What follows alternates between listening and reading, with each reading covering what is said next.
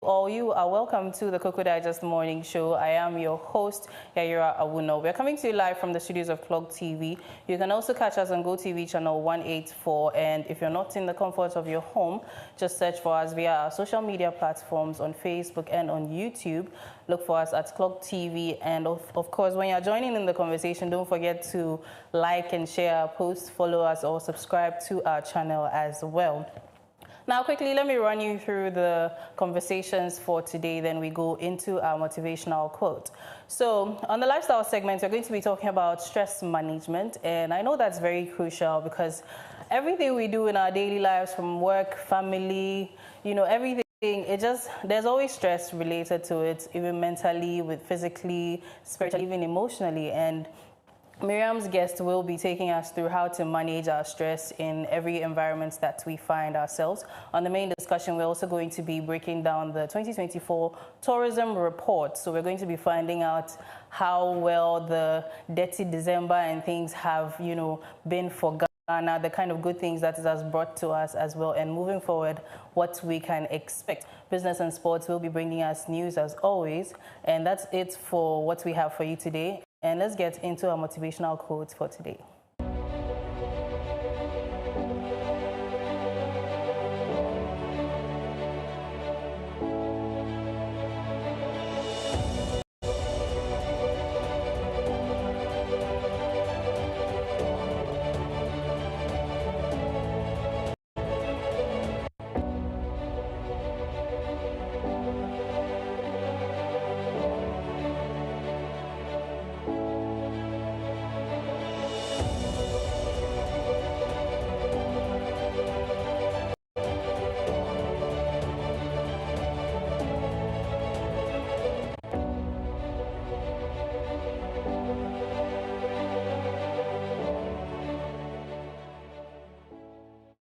Yes, as the week has begun, we do our very best to motivate ourselves and our viewers. And today's quote is by Smith Wigglesworth, and this is a very popular name in the Christian circles. The extra staunch Christians are very familiar with this man of God. And he says, "Great faith is the product of great fights.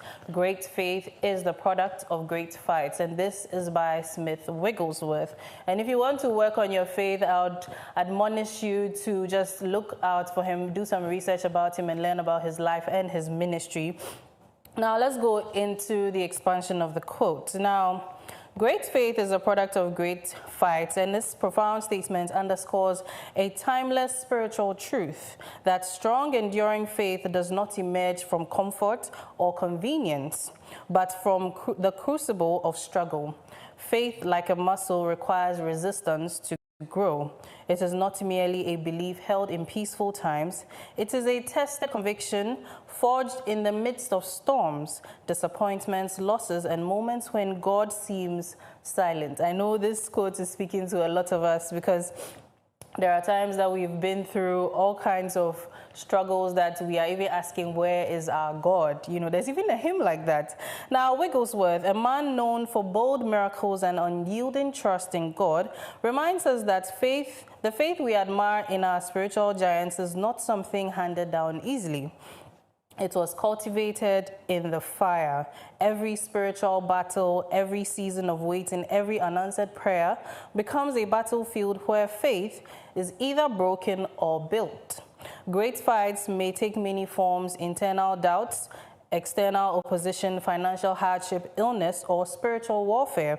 But in choosing to cling to God in the middle of these trials, believers experience a deepening of their trust that no textbook or sermon alone can produce. Ultimately, this quote is a call to reframe our struggles, not as setbacks, but as sacred spaces where God is shaping a deeper, more resilient faith within us. The path to great faith will cost us comfort, and it will also gain us unshakable confidence in God's character, power, and promises. As much as this quote sounds as though it is Christian, I know it goes beyond the Christian faith. It cuts across all faiths, because every religion that has a deity they believe in, one way or another still has faith in them, and every time they are going through something, they keep praying. So I know that There may be people who are non-Christians watching us, but this also applies to us. Apply it to your religion, your belief systems, and of course, build your great faith in whatever deity that you worship. Next is our online and print review with my co-host, and we'll be right back.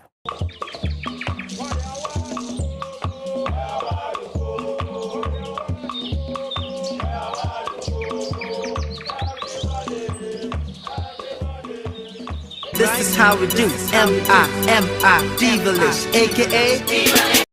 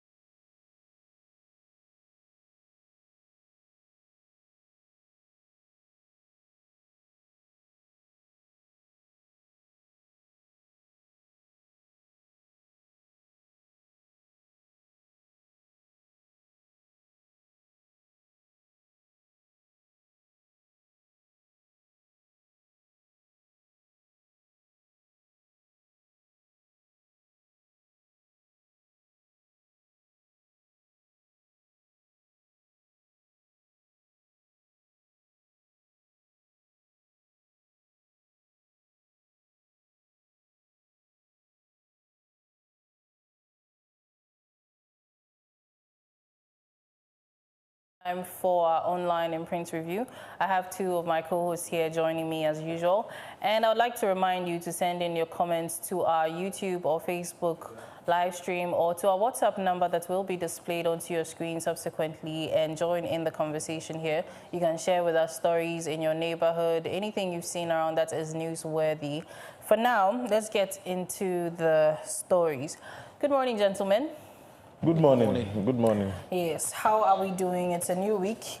Quickly, before producer says we are salutations too much. Yes. It's a new Nana week. travels, so I think Nana has a lot Okay, to yes. Well, yes, I traveled, but I've been back for some time now, and everything is okay. Still went to look at the extent to which the Galamsey is actually destroying our water bodies, which still no improvement yet. However, we've actually seen that the Blue Army Task Force that has been set up they are actually taking out some arrests. They are getting some people incarcerated and all that. So I think that that's a step in the right direction. But it looks like we may need to the fight is beyond.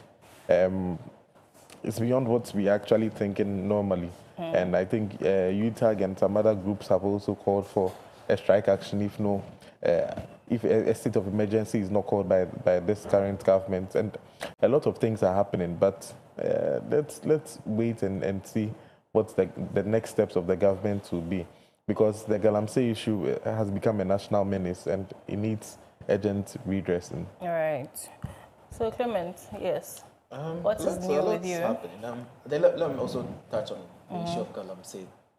The Minister of Lands and Natural Resources, when he assumes office, set a committee to review all licenses under the mining sector. Yeah. And per their findings, they got to know we have over 1,236 licenses, that is for small-scale mining.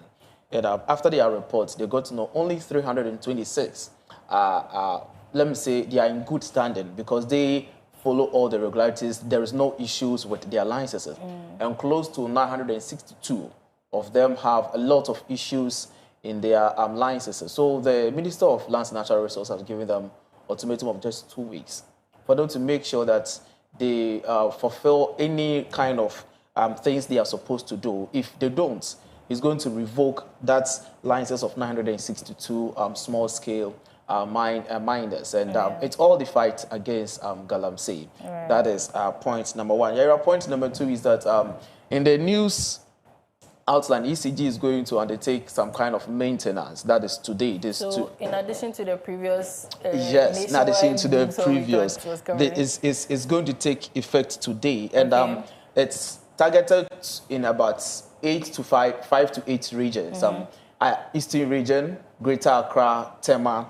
And let me just quickly, Yaira, give some areas which are likely to be affected by today's ECG plan maintenance. Okay, before you is reference. So Yaira, let me go to Greater Accra. Okay. Since you want to know that of Yaira. So Greater Accra, these are the areas that are going to be affected. East Legon, North Legon, Aboba, Ghana Link, Legon Avenue, Ambassadorial Enclave. It's from 9 a.m. to 5 p.m. That is projection. And Bawi, those areas, when you go to Ashanti regions, they are going to experience some kind of power outage. Tema region to the same thing, Eastern region, Volta region. So these 5 regions are likely to have issues with power outage because of maintenance happening.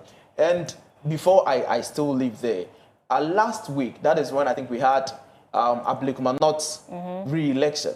And the Member of Parliament elect is scheduled to be sworn in as Member of Parliament today at Parliament House. So if she's being sworn in, then NDC is getting 2/3 majority, even with the absence of the independent candidates who already decided to do business with the majority in Parliament. Even if they are not part, still NDC has 2/3 a majority in Parliament. And we are still awaiting to see what happens to Akwatia by elections too. So these are the happenings.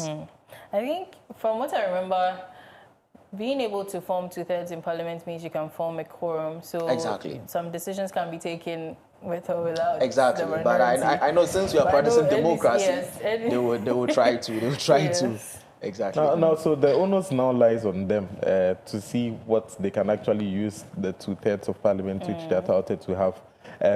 To what extent are they going to stretch the bands of democracy? To what extent are they going to ensure that maybe democracy has been tested to its optimal level? Are they going to, because we were hearing that maybe the normal terms for presidency is 4 years, but then 2 terms, but then each term of 4 years. Yeah. But then they are trying to see whether they can extend it to some sort of extent. Wasn't And would that need a some sort of constitutional allegation by the opposition? Yes, so would that also need some sort of constitutional review? And constitutional review also means that you have to have a quorum when it comes to parliament, and then they have that. So to what extent are they going to stretch the bounds of democracy? It's interesting times for Ghana, so we just wait to see. You know, for the fact that most of these MPs are new, first-timers and things, I think they may not be as much of a threat as if they had the seasoned MPs, you know, some of them who actually decided not to run anymore and things like that. If you know, look at the kind of members of parliament we had over the years. Imagine they were there this time. The questions you're asking now would be more possible. I think, well... Funny enough, the young one, the new ones, when I'm in the chamber and observing proceedings, they are very thorough. Very thorough. It's one thing to be thorough, energetic, and but you know how the seasoned members of parliament who have been there, they know the nitty-gritties, right? And this time they have 2/3, whether it's the previous administration or the current one. Imagine what would happen. Well, you shouldn't also say that. We shouldn't also say that all of them are fairly new. Most of them are experienced. The majority of the NDC caucus in parliament are experienced people, some of which have stood more than one term, 2 terms, and all that.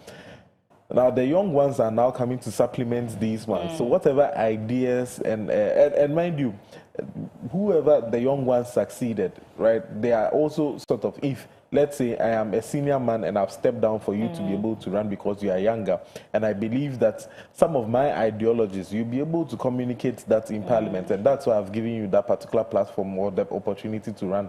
So these are interesting times.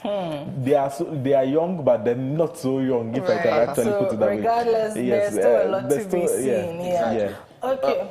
So before I get to the online, still about the government accountability series. Yesterday, the Minister for Defense addressed Ghanaians, and he made a lot of revelations. Let me use the word revelations in the defense ministry. He has made us understand that they'll be recruiting close to 12,000 people within the 3.5 years. That is the 4-year administration of the NDC into the armed forces. Also, he talked about the fact that the presidential jet is currently not in good state. He used the word, it is seriously sick. So moving forward, whenever the president wants to travel, he will go by other private jets. And he was so specific that it's not going to be the luxury private jets that we used to know. And he also made a very profound statement that the Ghana Armed Forces engineers, they are also going to join the various engineers we have to embark on the reconstruction of our roads. So moving forward, Ghana Armed Forces engineers are going to join the other companies to construct our roads in a good state. This and many more are the things that yesterday the defense minister talked of. He also gave a caution to Ghanaians that people who are actually behind, for example, this issue of chieftaincy, Brohaha, when you go to Boko, when you go to a place like, I've forgotten the town, it's but I don't remember. There's this kind of chieftaincy dispute. So he's saying that moving forward, the military will not spare anybody. So everybody should be very mindful. Don't hide behind it and misbehave. Yara, God willing, tomorrow we are expecting to hear from the Minister for Lands and Natural Resources to address Ghanaians, and on Friday too is going to be Minister for Justice, and that's the Attorney General addressing Ghana. So that is for the government accountability series, Yara. Yeah. Now I'm go to my online news. I have the graphic business, and we have interesting story. Yara, it's very interesting. I'd like to see it. Can we have a display, please? Yes. So, graphic business says that BOG unveils Islamic banking plans. Islamic banking plans. Is it for the pilgrimage? Oh no, it's going to be part of a banking sector. When you talk about Islamic banking plan, Yara, it is no interest banking. Okay. So you go for a loan without interest. Oh, okay. That is what we mean by Islamic banking plans. It's a kind of banking. They believe that you're not supposed to pay interest. So they are into let's share the profits and loss. So that is what basically Islamic banking plans. And Ghana is not the only country doing it. Nigeria, we have Kenya, we have South Africa, we have the Gambia. All these people are trying to be part of this kind of flow because the BOG governor says that it is a new thing. And he believes that when this is also incorporated in the banking sector, it's going to give more relief because interest rates is kind of killing a lot of people. And another story talk is that just to hit on that a little bit, the Islamic banking procedures. Now, on the 124th Monetary Policy Committee meeting by the Bank of Ghana, this particular thing was brought up. And in the address by the governor, he actually mentioned that the cedi has shown notable appreciation in recent months, and we've all seen the data confirming its relative stability. However, consumers are increasingly concerned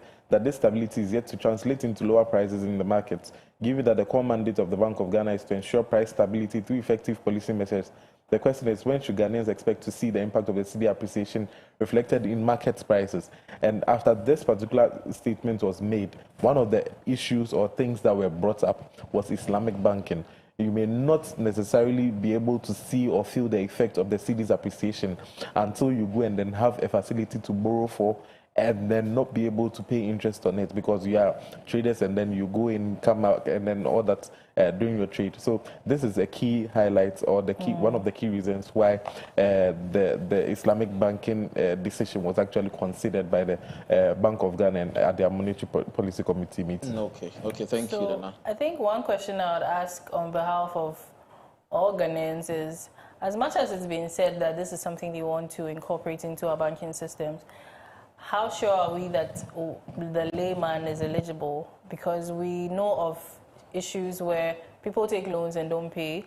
And then this is now a kind of loan where you don't even have to pay interest rates. Already the ones with the interest rates, you know, there are problems or there are issues with that. So how sure are we that everybody can have access to this kind of loan? So I think before I just, what I would say is that I think it's something they are bringing on board, and I know they are working on all the structural reforms or whatsoever they are supposed to put in place. So I would say that let's just hope patiently. My concern is about the other banking industries or the banking companies who deals in interest rates. People start complaining that this is my way of getting money, and if you are introducing the Islamic banking plan, it means you are going to sell that kind of thing. So I think it will be very interesting conversation when it gets there. That's what I would say. That let's wait for BOG to bring more clarification maybe it will help them reduce on their that. interest rates. Probably. Along the corridors of the Bank of Ghana, we are hearing about thresholds being set for these kind of amounts. For instance, they are not going to maybe make it in such a way that when you come for it, you are going to collapse the businesses of the banks as well. So they are going to cap it at a certain amount that maybe would be friendly or maybe it would be easily accessible. And then apart from that, they are also going to ensure strict collateralization. That is, if you are coming to borrow the money, they are going to ensure that maybe you have an asset backing it that maybe it could be liquidated quite easily, but you don't want to liquidate it, but you want to hold the bank to maybe hold it in trust in case you do not make payments and all that at the stipulated period, then they can actually go for it. Knowing how humans tend to be, right? There's a loan with interest rates, and now there's a loan with no interest rates. There will be more of a crowd rushing to those. So it may not intentionally, collapse other banking businesses, but I don't want to say adhere for. So for lack of a better expression, because it's seemingly cheaper, it's seemingly better as compared to the interest rates or the loans with interest rates. A lot of people would rush to that. And so that is where the issue too might be, because what happens then when everybody is rushing to get the loan without an interest rate, and then, you know, you're saying, yes, we are going to cover, we're going to make sure the banking institutions that give loans with interest rates are also going to be fine, but the general populace is running to Bank of Ghana. What happens then? I'm sure this question is for Bank of Ghana. Sorry. I'm sure this sort of how do you call it? Islamic banking process.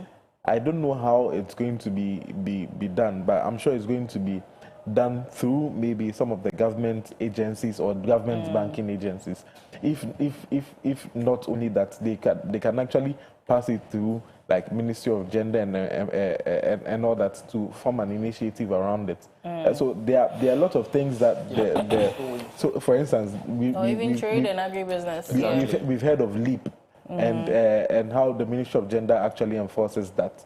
So now, if this particular one comes as an Islamic banking this thing, then that means it's a facility, and then with that as well, they are going to find out, make sure that it's going to be easily accessible, but it's not going to be freely accessible. Sure. That is, you have to make sure that you come with a certain. You meet certain eligibility criteria before it will be given to you. Right. So there'll be thorough measures. It's an it. asset base, Yeah. and according to the report, it says that which had an asset base exceeding $5 trillion United States dollars. So as you said, there's going to be a lot of $5 trillion. a lot of structures put in place. So let's just hope to see more communication from the Bank of Ghana. And then we'll pick up from so there. The next story that you're about to touch on. It's about Treasury bill. Okay. It's a T-bill oversubscribed with returns of 10.64 billion Ghana cedis. Over some couples of weeks, they've been having undersubscription, but this week actually it has been oversubscribed. So you could see investors are showing interest in Treasury bill again. Well, the city is performing apparently. So. Well, not only that, but also people have come to understand that interest rates are dropping, and then it's very difficult for you to get good, at the moment, money market securities on the market. So when it comes to Treasury bills and all that, people are now coming to terms with it, because initially, mind you, interest rates were beyond 30% to some point. Now Treasury bills were selling for over 27%, 26%.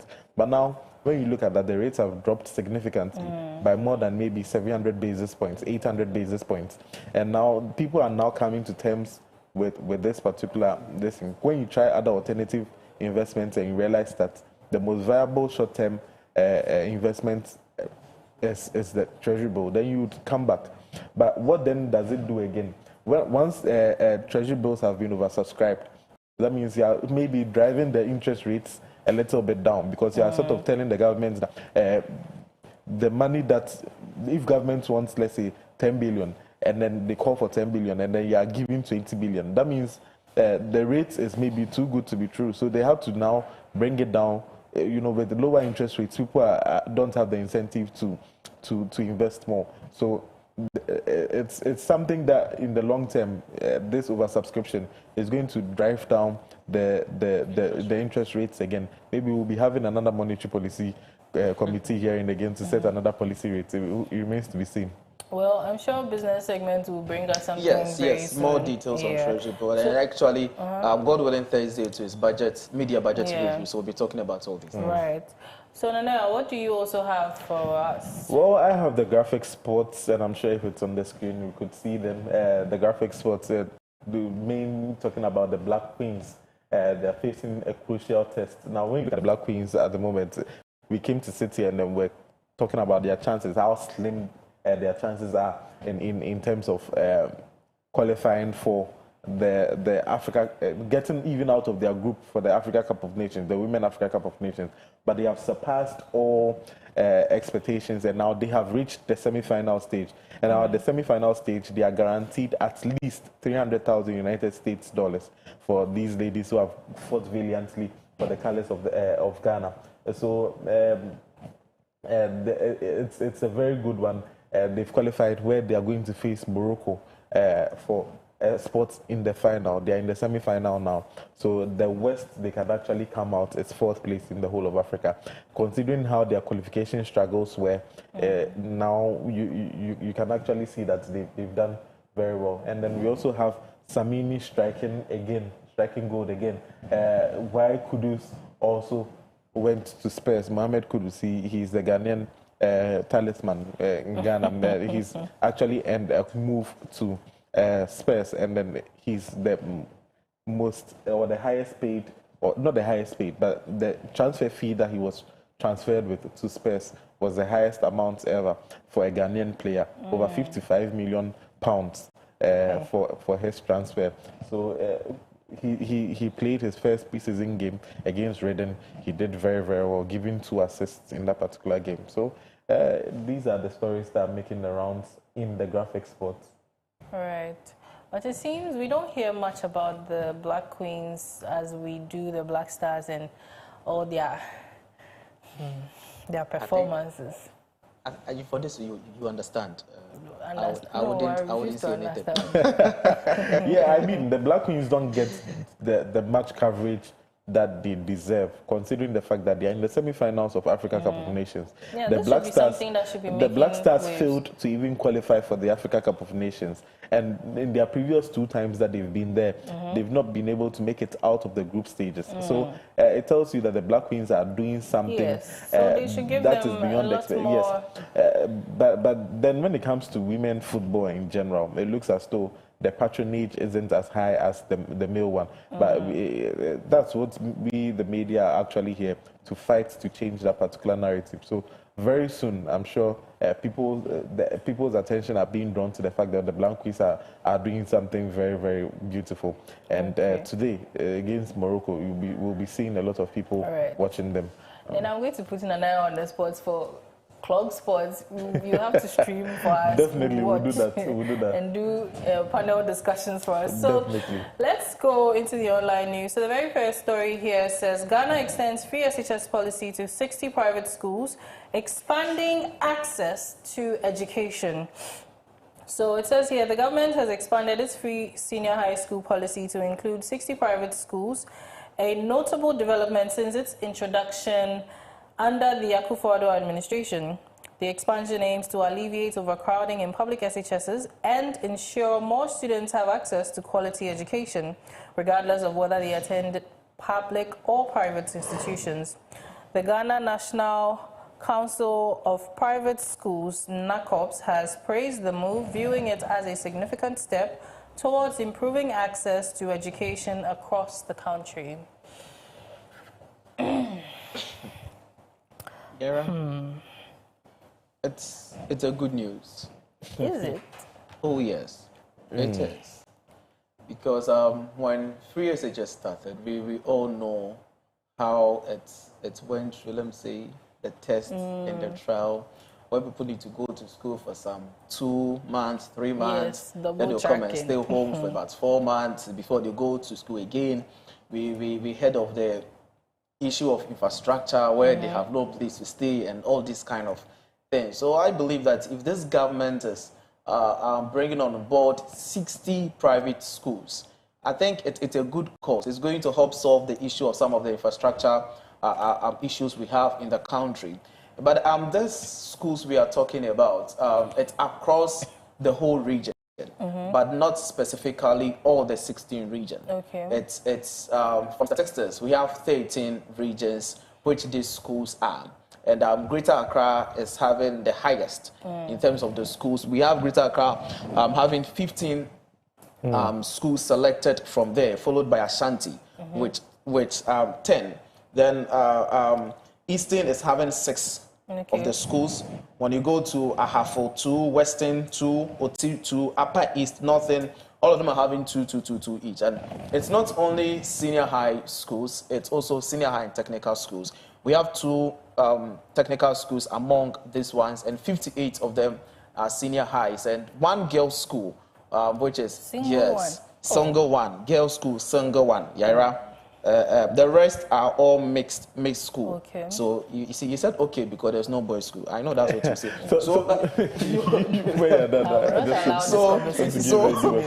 the one girls' school, 59 mixed school, and I think it's a good thing because the government has foreseen the number of students who are actually have graduated from GHS. And now you're looking at how now free SHS is free.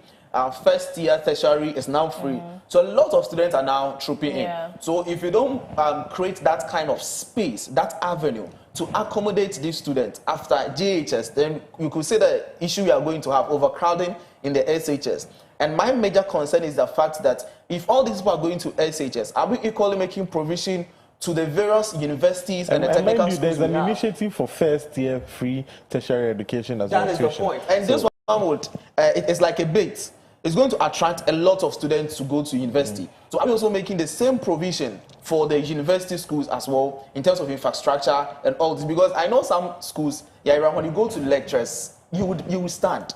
You will stand. You don't have a place. So we are equally appealing to the Ministry of Education. They are doing well, but let's also move into I'm sure that will be dealt with as time goes on. But I want us to just take the short-term approach, or maybe just look at it in hindsight, like what is actually here. Now, we said we are doing free SHS is supposed to make education accessible to a lot of these people, in the inclusion of these private schools, right? And mind you, looking at the distribution of the private schools, Greater Accra has 15 of them. Now, if I should ask you, Yaira, Ahafo has 2 schools. How do you call it? Upper West has 2 schools. Upper East, 2 schools.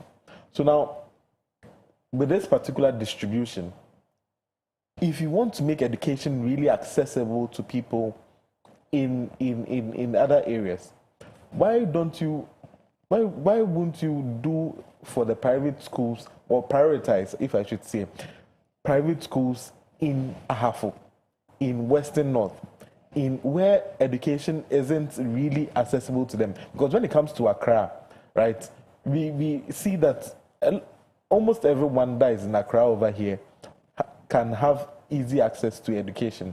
That's when you're comparing that same accessibility to someone in, say, Ahafo or the Savannah region.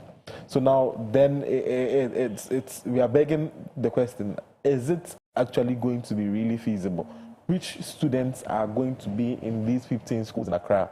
Although the number of students in Accra are quite a lot, but if you want to make it really accessible, right? You look at places where basic school, people barely scrape through the basic school education, and then they want quality education when they go to SHS. Now you've included private institutions who, on face value, offer maybe better quality education than the public schools. So now, if you are doing this, why don't you rope in more private schools from Ahafo, from Bunu region, from Bunu East, and all that? Well, there also needs to be some sort of research as to how many exist there, because we know that Accra is like, or the Greater Accra region seems to be like the central business hub. Then the next is like the Ashanti region. So you would realize that there are more of those here that are personal businesses for people, because I think some time back we even had some head teachers of private schools come here to speak, and they were talking about the fact that it is a business they are running. It's not run as though it's not run just like the public schools. That is true, but you can't tell me that they are just 2. No, that's what I'm saying, that there should be research done first and foremost about that. Definitely, but I'm saying that with the distribution, right, instead of 15 schools for Accra, if you had done 4 schools for Ahafo, can you tell me that you not get additional 2 for Ahafo and then distribute them equally? Is that what I was also building up to is the fact that since it is somebody's business, they also need to be readily on board with the project. Yeah, we saw the statistics when they actually rolled this particular thing out. But and we saw the number maybe of schools. I have my school and I decided I don't want to be part of this. We saw the number of schools that actually showed or indicated their interest from across the various regions. We saw them. We saw it because there are schools in Upper West that would need even that kind of funding to make sure that their business is operating and it's fully viable. They are paying teachers to teach, but people do not have that money to access that kind of quality education. So my point of view is that if you are doing this to make education easily accessible, then you rope in more schools from places where accessibility of education or even private public school education isn't really much in those areas, and you rope in more. For Accra, everyone comes here and then they're able to fend for themselves as it relatively. Like. Relatively, yes. But people education here is better off than education in some of the hinterlands. Okay. Let me just make a quick one too. So I'm of the view that these schools, before they enroll, assuming Saints BBBB onto the, you look at your infrastructure and looking at the school state. Assuming we are not making, but comparing, assuming that of Accra to a place like the Western North or whatsoever, when you enroll, it's not like you just enroll and they just pick you. Though, as you are saying, they will do a lot of background checks about the school. They will make sure the infrastructure is there. The needed resources for the school to qualify is there. And also, let's also know that all these 60 schools are all day schools. They don't have boarding facilities. So if it's a day school, and assuming it is stipulated at the district, let's say capital of a particular district, and let's say the people schooling there will have to travel for over hours before they get there. Let's look at the convenience of that. So I think that it maybe might be the reason why they focused more on this, as you said. Accra being the central business unit, they focus more on Accra and Ashanti, and we look at other regions moving forward. And also, I think the ministry also talked about the fact that they would work on the chip compound. The E-blocks. E-blocks. It is another code that they should work on. It's for health. So the E-blocks. Because these E-blocks, the target was to those kind of places where they are not having easy access to schools, those village, those remote areas. So I believe that if this E-block initiative is being picked up once again, so that we could have the issue like Nana raised, easy access to education facility being solved. My opinion is about to throw the conversation off, because I think that incorporating these private schools into the free SHS policy defeats the purpose of private schools. First of all, let me land, because can you give your premise again? I said incorporating the private schools into the free SHS policy defeats the purpose or defeats the whole idea of private school or private education. And then also, we heard some time back that they are going to be disbursing, I think, 1,500 cedis per student. We also know that they started the construction of community day schools. And I believe that these monies that would be, disbursed to these schools to cater for these students could rather be diverted into developing these community day schools from day schools into boarding facilities, extended facilities.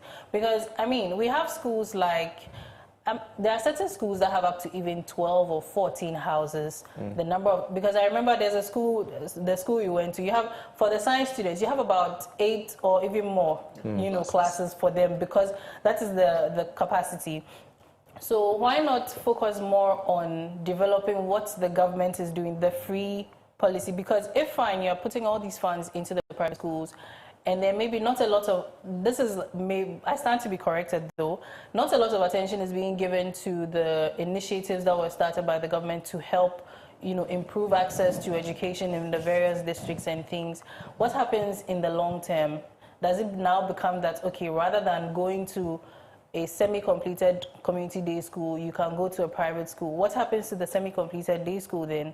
Do you get the perspective? I really get it. But in your opening statement, you said making private schools. Okay, let me build on that too. It defeats the purpose of being private, but you didn't give a reason. People started their private schools for a certain reason. So you see that there are certain private schools that even don't use the Ghanaian curriculum. They have their own reason. So you realize that maybe a family that can afford a private school would have specific reasons they want their ward to attend so and so school for whatever prospects they have later on.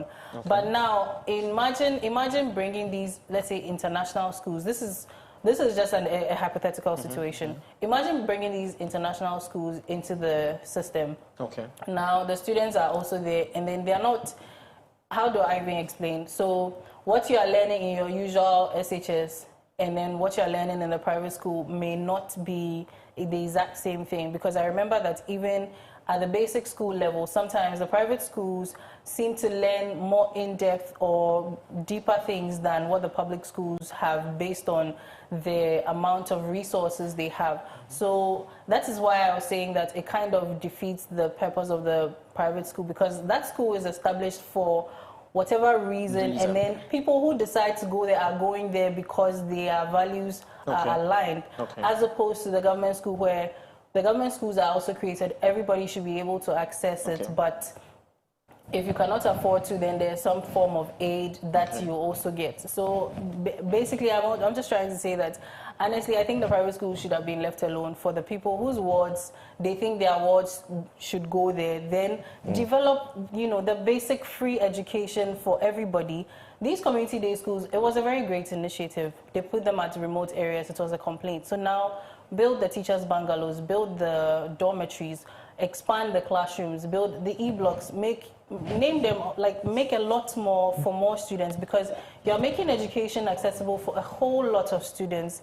If you're adding them to the private schools, you're going to be costing bringing yourself a lot of financial loss, for lack of a better expression, as opposed to investing that into something that will stand for years to come. Because if another administration comes, free SHS policy, will they be able to sustain the private school incorporation, that 1,500 cedis per student? So Yara, thank you. And let me just say a quick one. So what is the main motive of the private school inclusion? It's just to solve the issue of congestion in the various and accessibility. In the various public schools. So it's not a long-term thing? Let me say, it's a long-term. It could be. It definitely should be a long-term. Yes, so that is the main reason why the ministry decided to go in for that option for now. That, because as Nana said, it's a short term. It's a short-term initiative to solve the issue of reduce congestion in public senior high schools and expand access to quality education, regardless of whether students attend public school or private school. And you see, you made a point that because of the private school, people have the notion that local private school you are the best and those kind of things. So the ministry want to break that kind of gap. They don't want that thing to exist, for someone to see himself to be more superior than the others. It's funny enough, sometimes when you graduate from SS and you're going to university, you go to a class and people see themselves to be more superior than you because of the school they attended. Even in the government schools, we have that there. So I don't think. And when you go to the working environment, it do happen. So I think that is one thing that the ministry has seen and want to actually fight or stop it from happening moving forward. And Yara, with the e-block initiative you are talking about, it's not like the government has really neglected it. No, I didn't see that. Okay.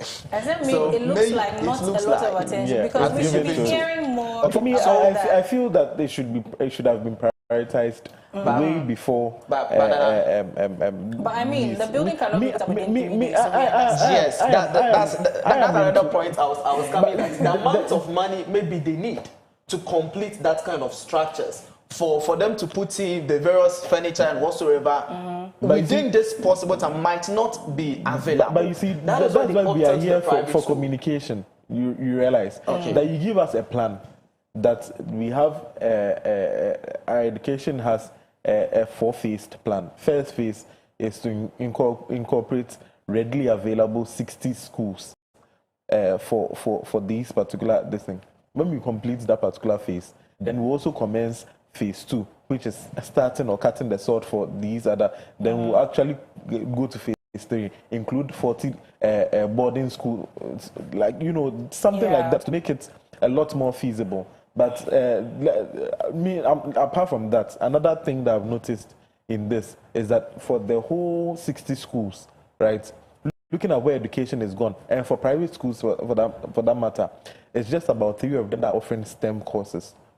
That's when it comes to science, technology, engineering, and mathematics.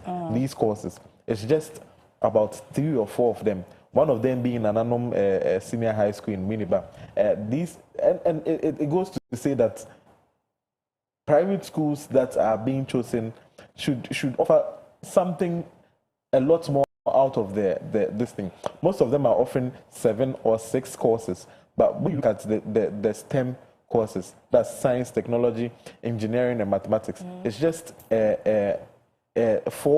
less than 5 schools that are doing that. So I think we have to go back to the drawing board and then look at these things, because with where education is going, Clement, we have to inculcate STEM courses in our education, especially if you are making it free. So we have a comment here, then we wrap up quickly. So this one says, good morning, Koko Digest, great team on this discussion, Yara. By including private schools in the free SHS policy, more students can benefit from quality education regardless of whether they attend public or private institutions. Kudos to the government, to this government. G Inspire from Sunyani. I was going to say Kumasi, sorry. Thank you so much for your comment. And this conversation has dragged, so we didn't get to talk about the unauthorized VIP protection services that the Interior Minister was warning the police against. Our time is gone? Yes, our time is up. We've used it on education. So yes, police have been admonished or warned not to just be giving unauthorized VIP protection services for the celebrities and, influence, people of whatever standard that we seem to know. So it seems that they need to have the necessary authorization before they can embark on such. So you can't just get up and go and give the police money and expect a motorcade or something. So we have Obiba Olsen here says, good morning, ladies and gentlemen. It feels good to see you once again. Please take good care of yourselves. Let's talk off air. I have something for you. Well... but on the police, before you read your next comment, just 30 seconds on the police police story. Don't worry, I'm on the police story, right? You are saying that no policing for private individuals, and that's rightly so. But then when you go to the police act, without the necessary authorization. Without the necessary authorization, when you go to the police act, right? There's no explicit how do you call it? There's no explicit place in the law that is actually preventing it per se. And then they brought out the LI 751. When you look at that too, there are a lot of gray areas. And because of time, I would have actually wanted to go deeper in this particular one. But when you look at LI 751, there are a lot of gray areas in that particular one. When you look at the Section 1 of the Police Act 350, there is also a gray area in that particular one, looking at the object, because it actually talks about the safety of persons and property.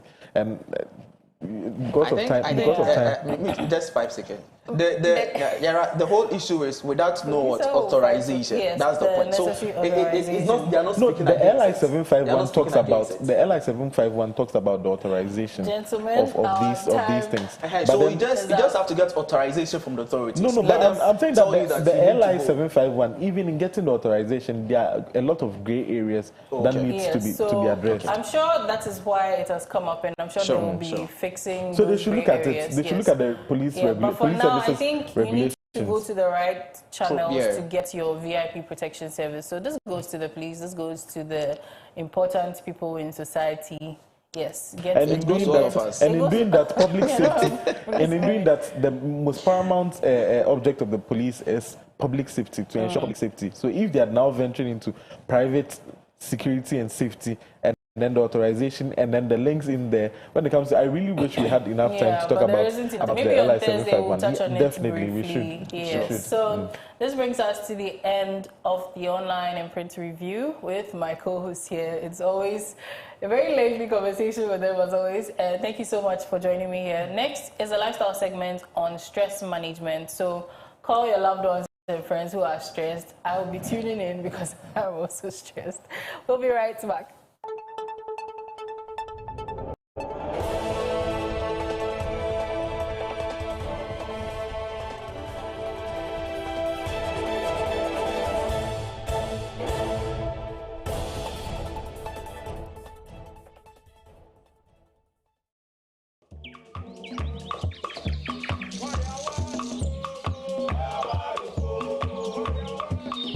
In a world where neutrality in the civil service is paramount, Ghana finds itself at a crossroad.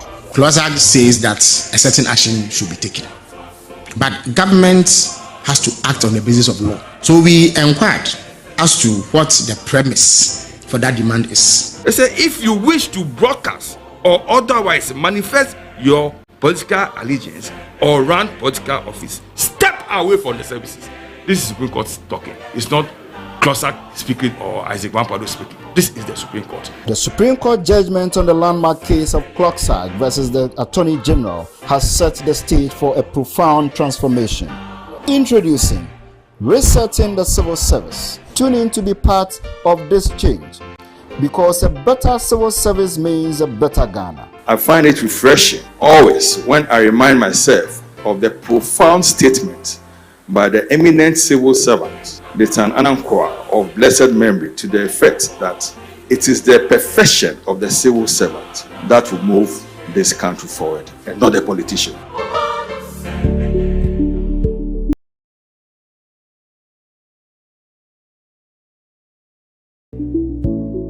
The Ghana Civil Service proudly presents its annual Civil Service Week celebration and awards ceremony from 16th to the 25th of July 2025 under the theme Adapting to Automation, Artificial Intelligence and E-Governance, the Civil Service in Contemporary Ghana. Main venue is the Accra Sports Stadium, and grand finale and awards ceremony on the 25th of July at Alisa Hotel. Guest of honor is Honorable Julius Deborah, Chief of Staff to the President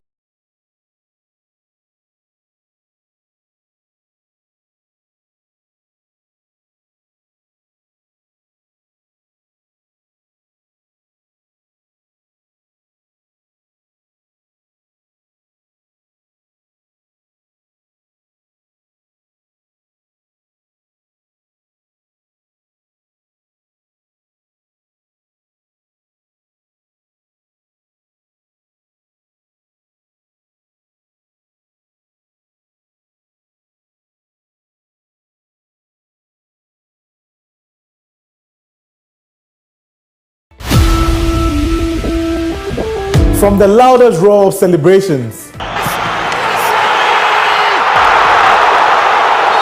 to the deafening silence of defeat, we live it here on Clock Sports. Feel every punch, every tackle, and relive all the beautiful sporting moments with us. Mohamed Salisu pounces for Ghana. Join us on Mondays and Fridays 7 p.m. to 8 p.m. and our midweek special on Wednesdays 1 p.m. to 2:30 p.m.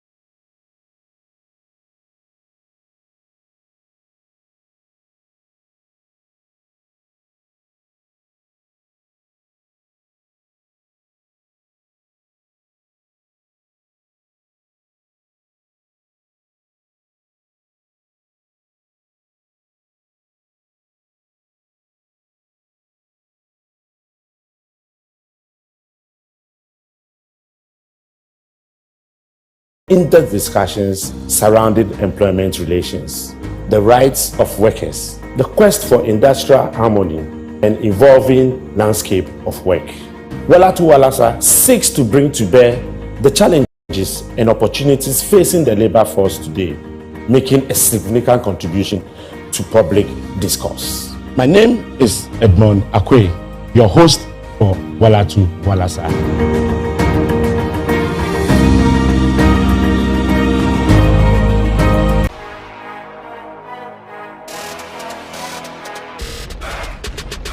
To add all those test spots like application to something like this.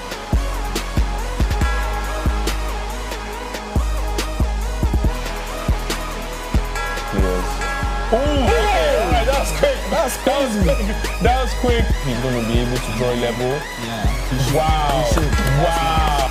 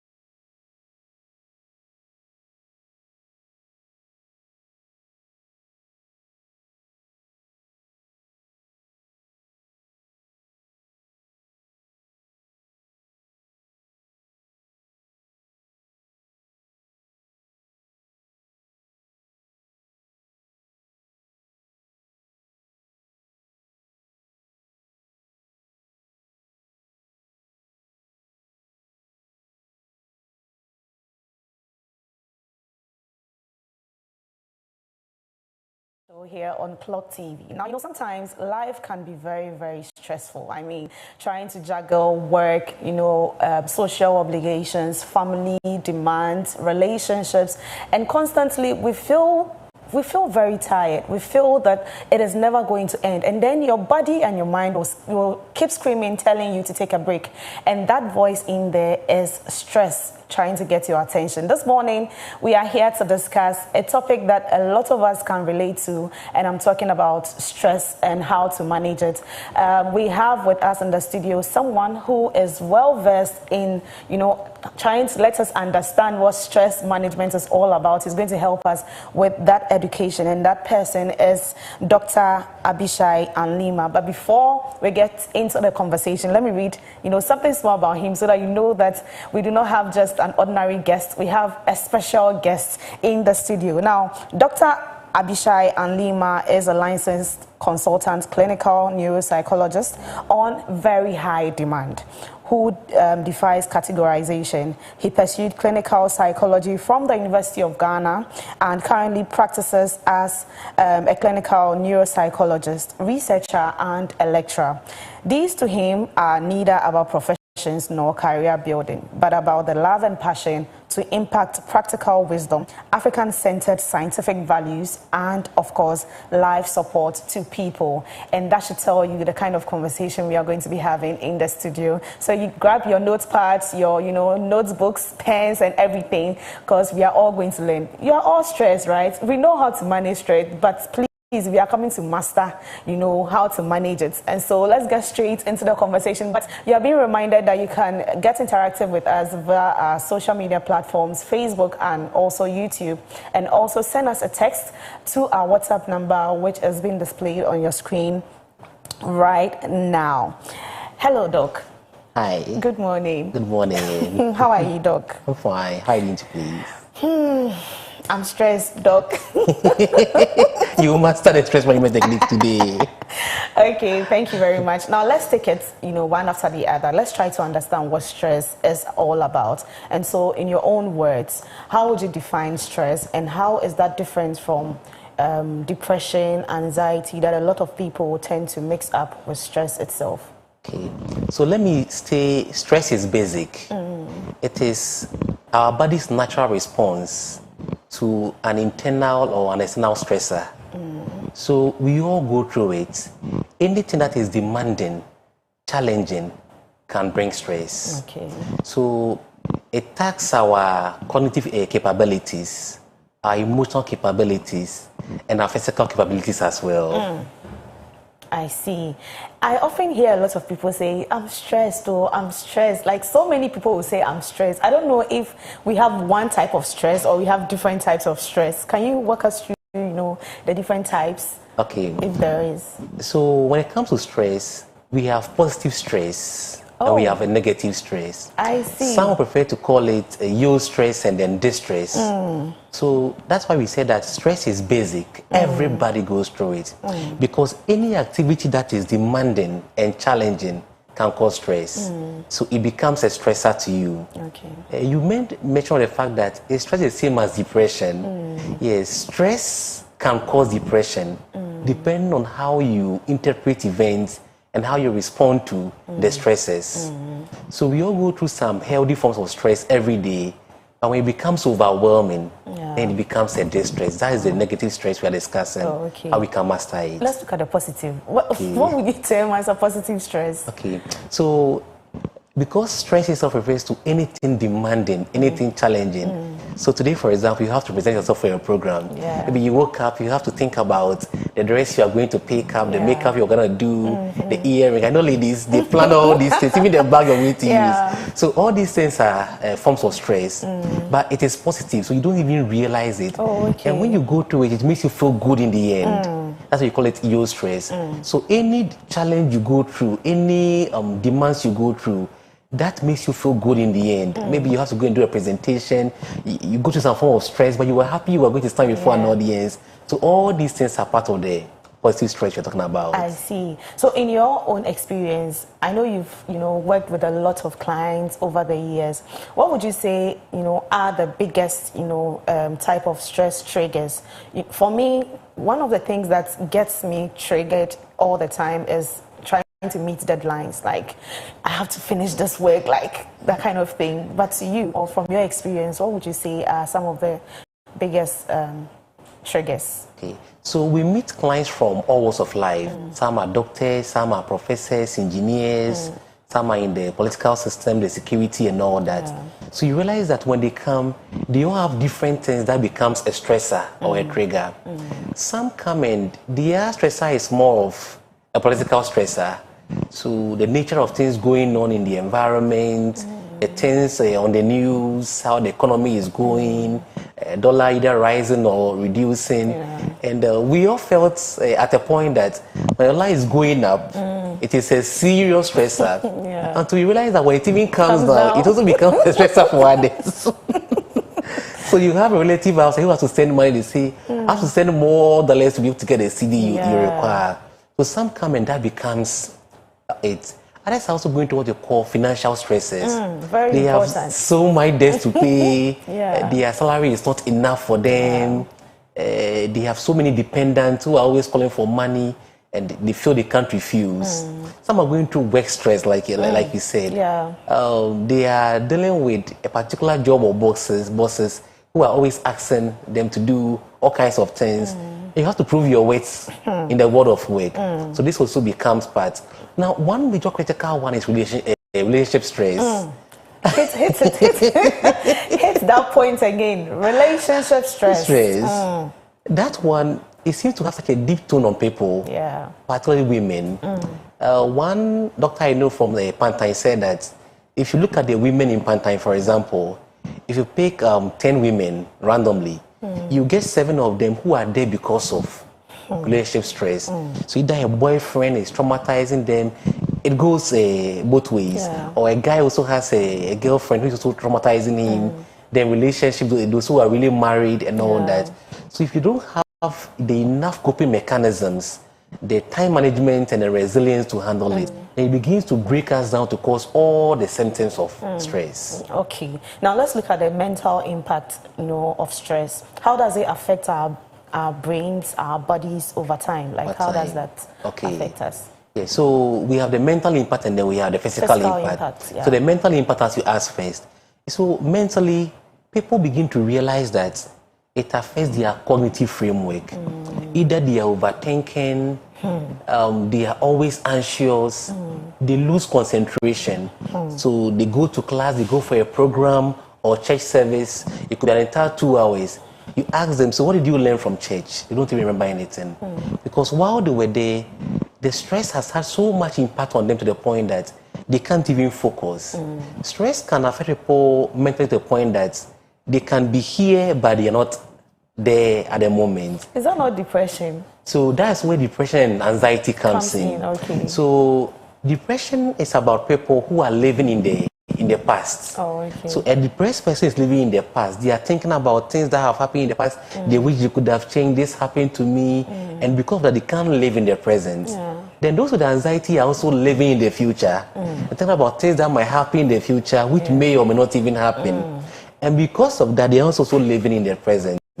So living in the past, living in the future, they all bring problems. And they are all fueled by stress. So in coping mechanisms and in therapy, we try to help people live in the present. And it brings us to one thing we call mindfulness, which we will discuss when we get the coping mechanisms. Can stress also contribute to physical health conditions? Or we didn't finish with the physical impact? The mental impact. Yes, please. Aside the depression, the anxiety, people losing concentration, too much thinking and all that, it could also cause psychosis, where people are not in touch with reality at all. They interpret things wrongly. Some even end up seeing things that are not there, hallucination. Some keep hearing voices.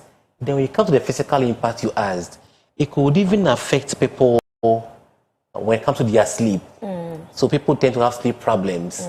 Then a number of people reported to the hospital. There was a research that was done, and it shows that about 70% of all cases people report to the general hospital, they are stress and mental health related. So people are complaining of, I can't sleep, repeated headaches, fatigue, muscle weakness, high blood pressure, spike in sugar levels, that's in blood sugar levels. All these things are affected by stress. And it can also reduce our immune activity, so that your immune system becomes compromised. That's how dangerous stress can be. I was happy you mentioned, high blood pressure, diabetes, and the rest. And so these are things that, stress can contribute to in terms of physical impact. Very well. So when it becomes prolonged, all these things. So most people on these high blood pressure medications and even cholesterol and all that, a number of them started from stress. Wow. So if they were able to learn to manage it effectively, you wouldn't have gotten to that extent. Well.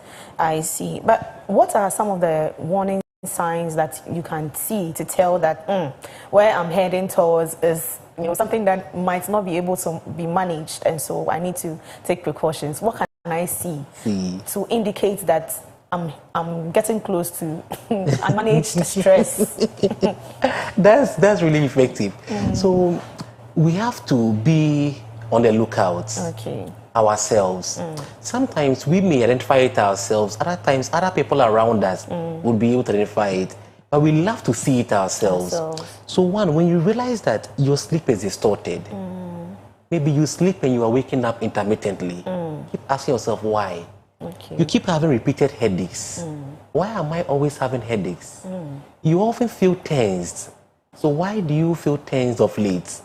One patient said, it looks as if the whole day I was feeling shy.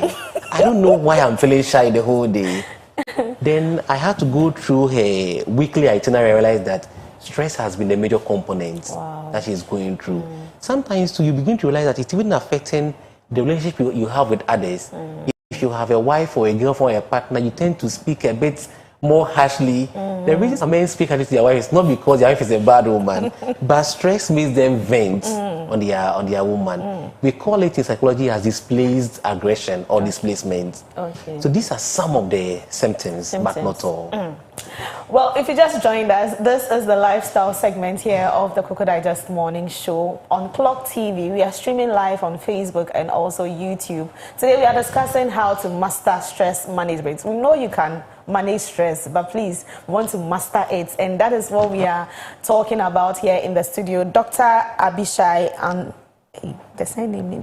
Dr. Abishai and Lima is my guest, and he's doing justice to that. Now, Doc, let's get into how to manage and master stress. What are some evidence-based strategies that you would recommend, on how to master stress? Yeah. So, for us to be able to manage stress effectively, it often starts by we identifying our triggers. Our stresses.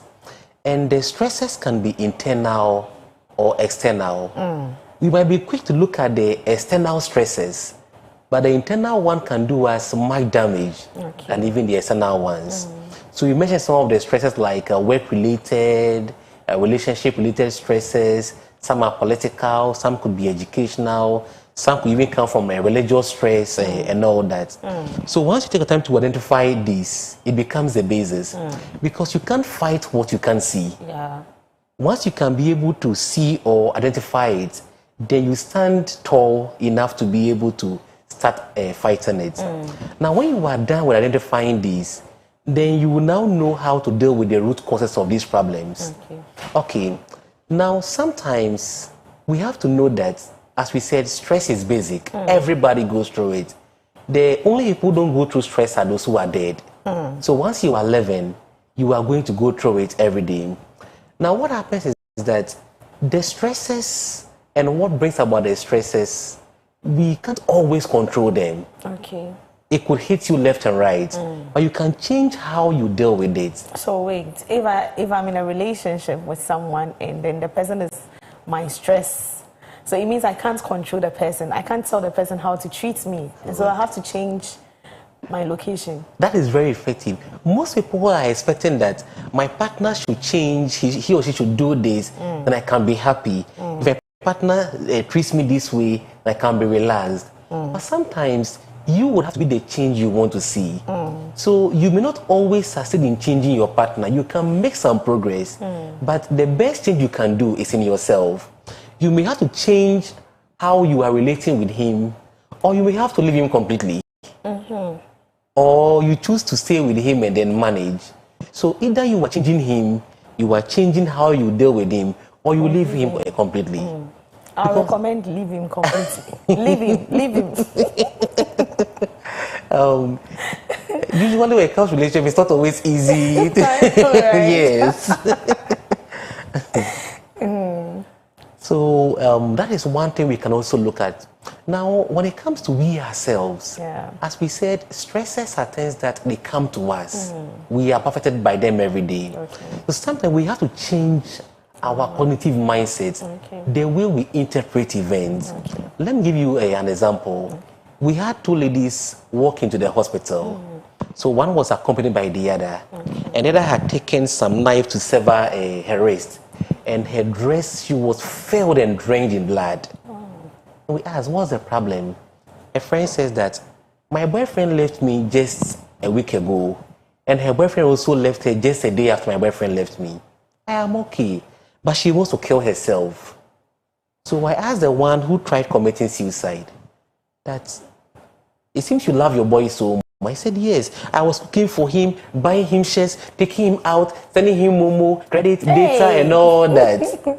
And then later, he started dating one girl who was my mate. And it was through me that he met. And then I would call, he would answer.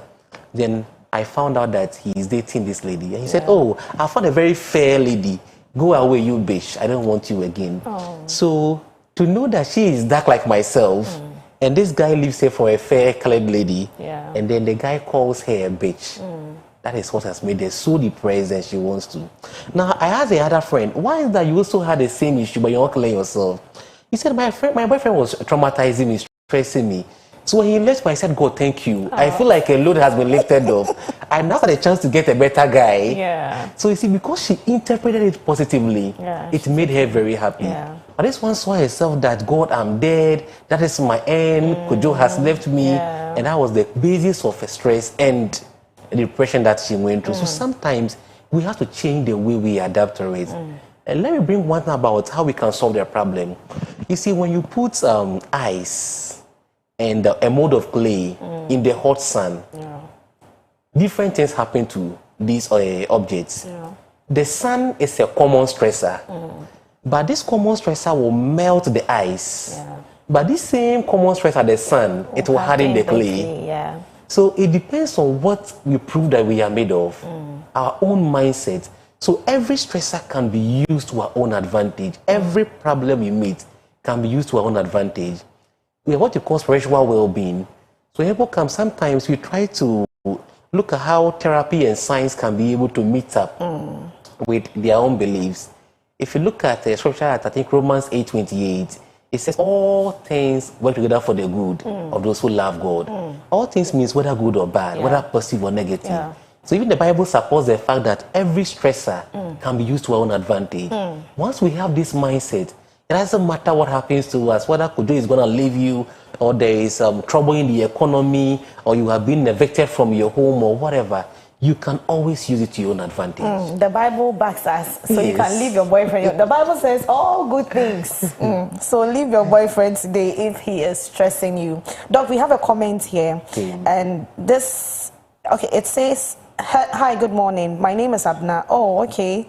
If someone is experiencing overwhelming anxiety and stress for so long, which leads to the person fainting, is it normal? And what should the person do? Also, this overwhelming anxiety and stress has led to some kind of distraction in the person's focus in life. What should a person do? Okay. Oh, but I'm sorry about what the person is going through. If you're going through so much stress and anxiety comes in, it can really lead to this fainting experiences. Now, what a person can do is, one, what has caused the anxiety? Once we are able to take our time to unearth the root causes of the problem, it becomes one milestone to resolving it. Then we look at what we can do about each of the stresses or each of the causes. Sometimes, some of them you can handle it alone. Some you might need the help of a family or a friend. Others you might need to go for therapy, get professional help.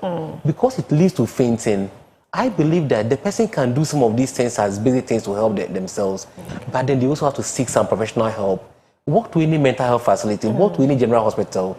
We have psychologists, we have counselors, psychiatrists working. You can be able to. Even these days, a number of churches have trained licensed counselors who play a key role in helping to resolve some of these issues. So once the person is able to identify the root causes and look at what they can do and what they will require professional help, it will be a very good basis. Right. Doc, there have been instances where you hear people say that, when I go through stress, I sleep. Like, I sleep because there's nothing I can do. How important do you think sleep or having enough sleep is to managing stress? So this is a little bit bifurcated. Let me explain. Some people use sleep as a coping mechanism. And sleep biologically is good for managing stress. But the dangerous thing is, some people only use sleep as a coping mechanism without trying to resolve the root causes of it. So they end up sleeping too much. Some sleep for as much as 12 hours a day. So you will feel the person is asleep, but that particular sleep is ineffective sleep. So you realize that they sleep tired, they wake up tired, they go to work tired, they eat tired, do everything tired, because the sleep they are going through is not serving its purpose. This same stress can also make some people eat too much. It can also make people lose appetite. Stress can make people sleep too much. It can also make people sleep less. So everybody has the way their body responds to stress. So sleep is very good, but you may have to analyze to see whether it is helping you resolve the crisis. If it isn't, then you realize that it's causing other things within your body. Doc, what about you having enough rest so that you come back, very energetic to face the problem? For instance, I'll still go back to relationships. I have a very troubling boyfriend, and then he's disturbing me, making me think and think and think. Then I go and sleep. I get the energy to come back, to come and face him. Is that a bad sleep? Good. So this amounts what we call self-care practices. Self-care practices are very important. Some people go through stress because they spend so much time caring about others, thinking about others, trying to live people's vision and people's ideals. And they fail to realize that they have the greatest responsibility to themselves. So if someone is going through this sort of stress with a guy, having enough sleep is very good, because the sleep will help you calm down and reflect possibly on what you have to do. The dangerous thing is that some people, in trying to resolve their challenges, deal with the stressor, they rather make their problem worse. So if you don't give yourself time, sleep over it, and strategize, plan how you are going to handle it, then you just act impulsively, you worsen the problem. We have another question here, Doc, because of time. Sure. Hello, Doc. My name is Winifred. How do I handle falling ill often as a result of poor working conditions at my job, please? So poor working conditions, we have many things that brings about poor working conditions. Some people would explain it in terms of the salary they are getting. Some it is in terms of work overload. There is too much work on them that they have to do. This comes to best for coping strategies and effective time management. Let me speak on the time management aspect first. You see, when you have a lot of tasks to do, we call something task prioritization. You look at the tasks you have and you categorize which one is most important, least important. You have to do it that particular way. Remember that you are just a human being. Look, if you die today, someone else would replace you. I always use that of Atamel as an example. When he passed away, I thought you would be having no present for about 6 months until this. But the day he went, we had a new one to replace. So you might work too much, you might really exert yourself, but if you go away, someone else takes over. So look at what you can do and learn to say no sometimes, a respectful no. So some of these things really help when it comes to work overload. Learn to say no sometimes, because it's really going to help you. Doc, we'll be wrapping up very soon, but can lifestyle changes like our dieting, social interactions, exercises and the rest reduce stress levels? Yes. So these all have to do with the self-care practices. So let's talk about physical exercise, for example. You recommend effective physical exercise. It doesn't have to be something strenuous. But once you do it, even in little bits but consistently, it has far-reaching effect on stress management. Effective diet management plays a very key role. If you are always eating only carbohydrate and junk food, it doesn't give you the enough nutrients you need. Your cells need to be able to make you resilient. So effective diet management is also very, very, very important. Even drinking enough water helps us. It's able to help us so that our cells are distressed. So once our cells are able to release stress, they're able to work effectively, you have the energy to be able to carry on. Effective sleep is also very, very important. You may have so much work to do, even as a student, but when you sleep effectively, the little you learn can be well processed and you can recall it. So these self-care practices are very, very important. Thank you so much, Doc. Lastly, about our kids. You mentioned that, sometimes you go to school, you spend hours in class, and then at the end of the class, you don't even remember anything. I remember when I was, very little, I used to experience that a lot. How do you think parents and guidance can help their kids, in managing their stress at that level? This is an area I'm always advocating for. Yeah. It looks as if parents are putting undue stress on their children. Yeah. They have to be in school by 6 a.m. That means by around 4:30 they are awake. Yeah. Then you see them, those is when I was using Trotsky, you have to compete with vehicles with the students. Then they get to school by 6 a.m. They will learn, and the school must close around, is it 1 or 2? Yeah. Then there's extra classes. Almost every school does it. Yeah. They close around 5 p.m., get home. The parents will bring an extra classes teacher to come and give extra tuition. All this puts so much stress on the mind. Yeah. So there is not effective room for them to process. But anything you're able to do and allow the child to be able to rest, even time to play, will help a lot. So parents should use what you call prioritization and break huge tasks into manageable chunks with their children. Once they're able to work with them to see what is important, more important, less important, and working with them and not adding undue stress, it can play a very good role to helping the children. Doc, your last words. In fact, stress is not bad, but when it becomes overwhelming, it can have dangerous effects on our mental health, our emotional well-being, our physical well-being, even our spiritual well-being. So don't allow your schedules to control you. Control your schedules. Don't allow the stresses to be able to overwhelm you. Remember that the same sand that melts the ice also hardens the clay. You are made of sand, so allow the stress to be able to harden you, and you can always make something good out of whatever stresses you. Thank you. I was happy when you mentioned that former President John Evans Atta Mills is no more, and no one even remembers him. But fortunately for us, today happens to be the 13th John Evans Atta Mills Anniversary Commemorative Lecture happening in Accra. And the theme is Atta Mills, a case study for the Fourth Republic. And so Clock TV, we are very mindful. We'll be bringing you the live streams of that public lecture as well. Thank you so much, Dr. Abishai Anlima. Dr. Abishai Anlima is a licensed consultant, clinical neuropsychologist, and he was my guest for today on the Lifestyle segment as we discussed how to master stress management. I hope you have been informed, educated, and as well, in a way, entertained us. Yes, so thank you so much. I am Miriam Abna Adede. Let's do some few birthdays and then we'll be out. I heard today was your birthday.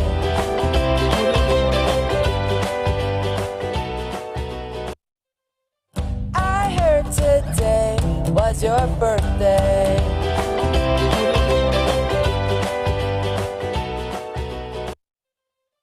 I heard today was your birthday.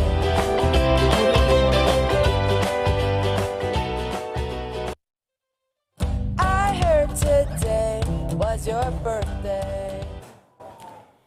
And you're welcome back. Now let's get straight into our birthday celebrations for today. And a happy birthday, Ahonfe Patricia. Wishing you a year filled with joy, love, and God's abundant blessings. May He guide and bless you in every area of your life with supernatural speed. This is from James. Oh, our very own Eunice. A happy birthday to you, Eunice. Team Clock TV is turning up the vibes just for you today. Wishing you laughter, love, and plenty of cake. Keep glowing and growing. Your energy is everything. And Eunice happens to be our TikTok account managers of Clock TV. Yeah, and we also have our very own beautiful Melissa. Happy birthday, Melissa. The entire Clock TV crew is sending you big love, cheers and dance worthy vibes today. Keep being amazing and enjoy every second of your special day. Melissa is in the MCR and she has been prompting me, Mimi, it's time, Mimi, it's time. Melissa, happy birthday. Melissa, I've heard you. And this is also a belated happy birthday to Jerusha in Cancer.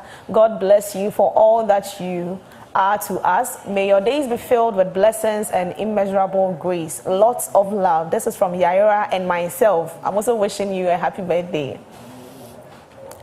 Okay, so a happy birthday going out to Clement of the University of Cape Coast. Yeah, our badge. Clement, a happy birthday to you. God richly bless you. Keep being amazing. This is all we have for you on today's birthday celebrants or celebrations. I am Miriam Abna Adede. We have the sports guys, Nanaya Wasare, Benedict Nketia Kwating, and the landlord himself. They are on standby and they are ready to take us into the world of sports. Stay with us. It promises to be very amazing.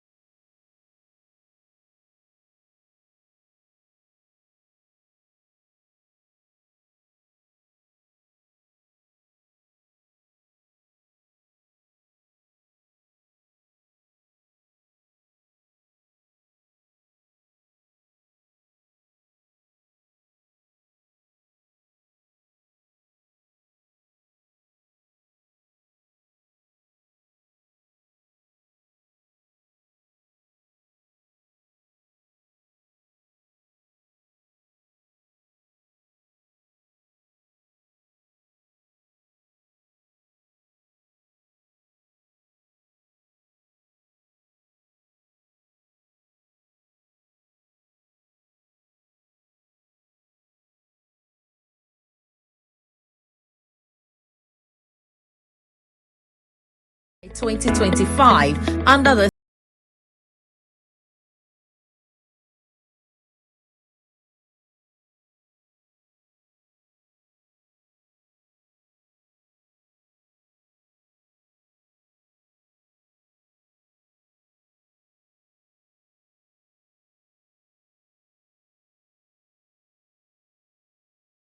procession, policy fair and public lectures, on-the-spot public services, press launch, cooking and quiz competitions, sanitation campaign, and sports tournaments. Partners include GNPC, Pomasidor, ECG, Goyle, Then Water, Bost, and VRA. Media partners are GTV, Joy News, Metro TV, Clock TV, Peace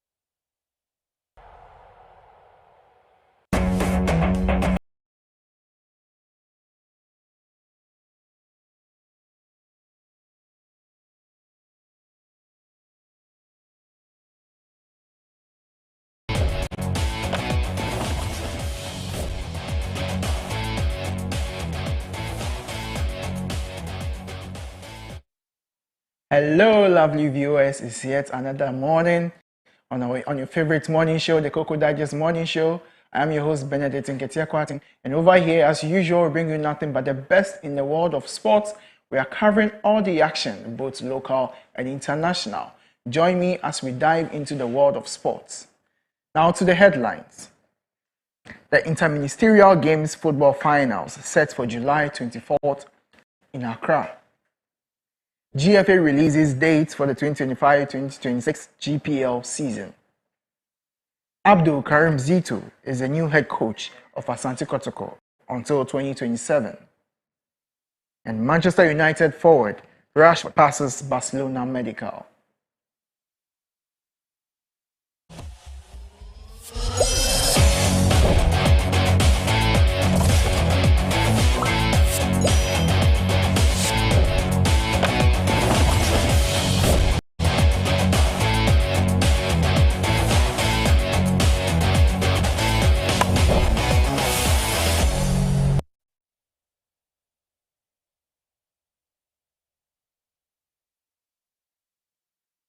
Now to the main story. The 2025 Interministerial Games Football Finals are set for Thursday, July 24th at the Accra Sports Stadium. In the men's division, Ministry of Energy will face Ministry of Foreign Affairs, with Energy defeating Finance on penalties and Foreign Affairs winning 1-0 against Public Works Department. The women's final will see Controller and Accountant General Department versus the Ministry of Food and Agriculture. The match begins at 11 a.m. The 2025-2026 Ghana Premier League season kicks off on September 12, 2025, concluding on the weekend of May 23rd and May 24th, 2026, ahead of the FIFA World Cup. The GFA schedule mirrors the FIFA calendar, with weekend matches and midweek slots for any outstanding games. Champions BBN Gold Stars SC will defend their title, joined by newly promoted teams. The GFA promises a competitive season. More details to follow.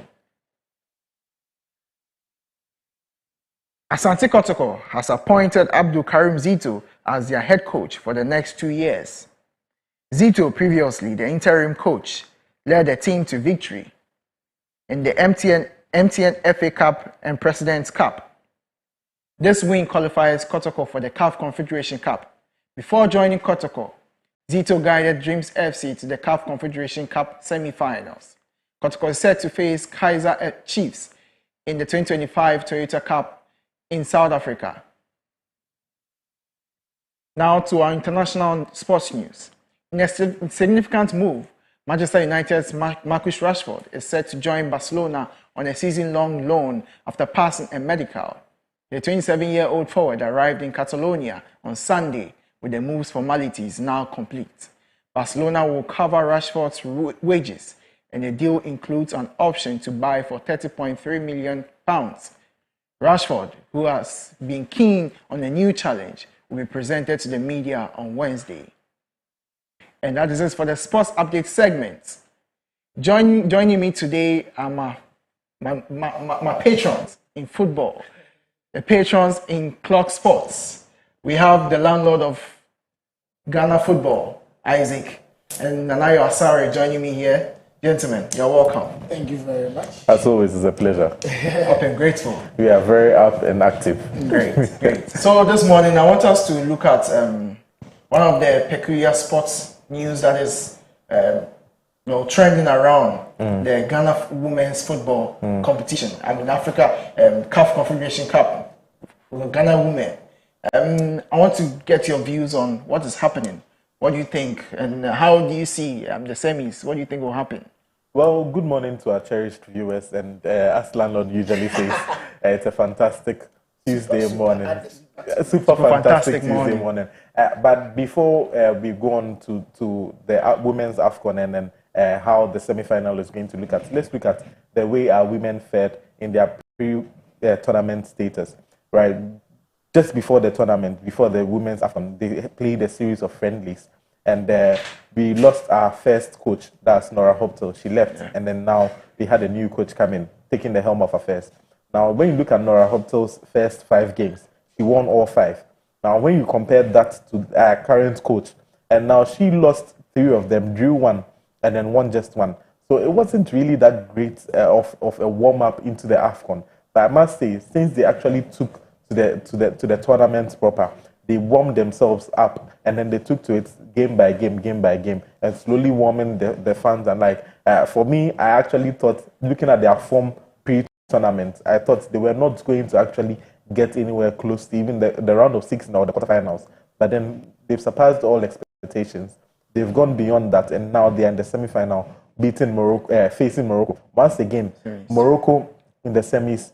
Morocco is one of the favorites for the tournament, and when you even check the favorites to win in that particular contest, Morocco is maybe twice as favorites than the Black Queens. Yeah. But looking at how they've surmounted all expectations, looking at how they beat Mali, looking at how they've performed, looking at how they've performed in this particular tournament, their defensive prowess, it looks as though they may surprise the Moroccans and actually go away with this. But notwithstanding, if they should even come home at this particular time, they've surpassed all expectations that we actually had of them before the tournament began. I mean, looking at the points you are raising, let us look at some of the players, some of the key players in the team. Our goalkeeper, for example, what do you think of her performances so far? Well, when you look at the tournament, the previous one, which they won on penalties, the goalkeeper was the one who set the tone right, saving 2 continuous penalties before the players actually completed the job.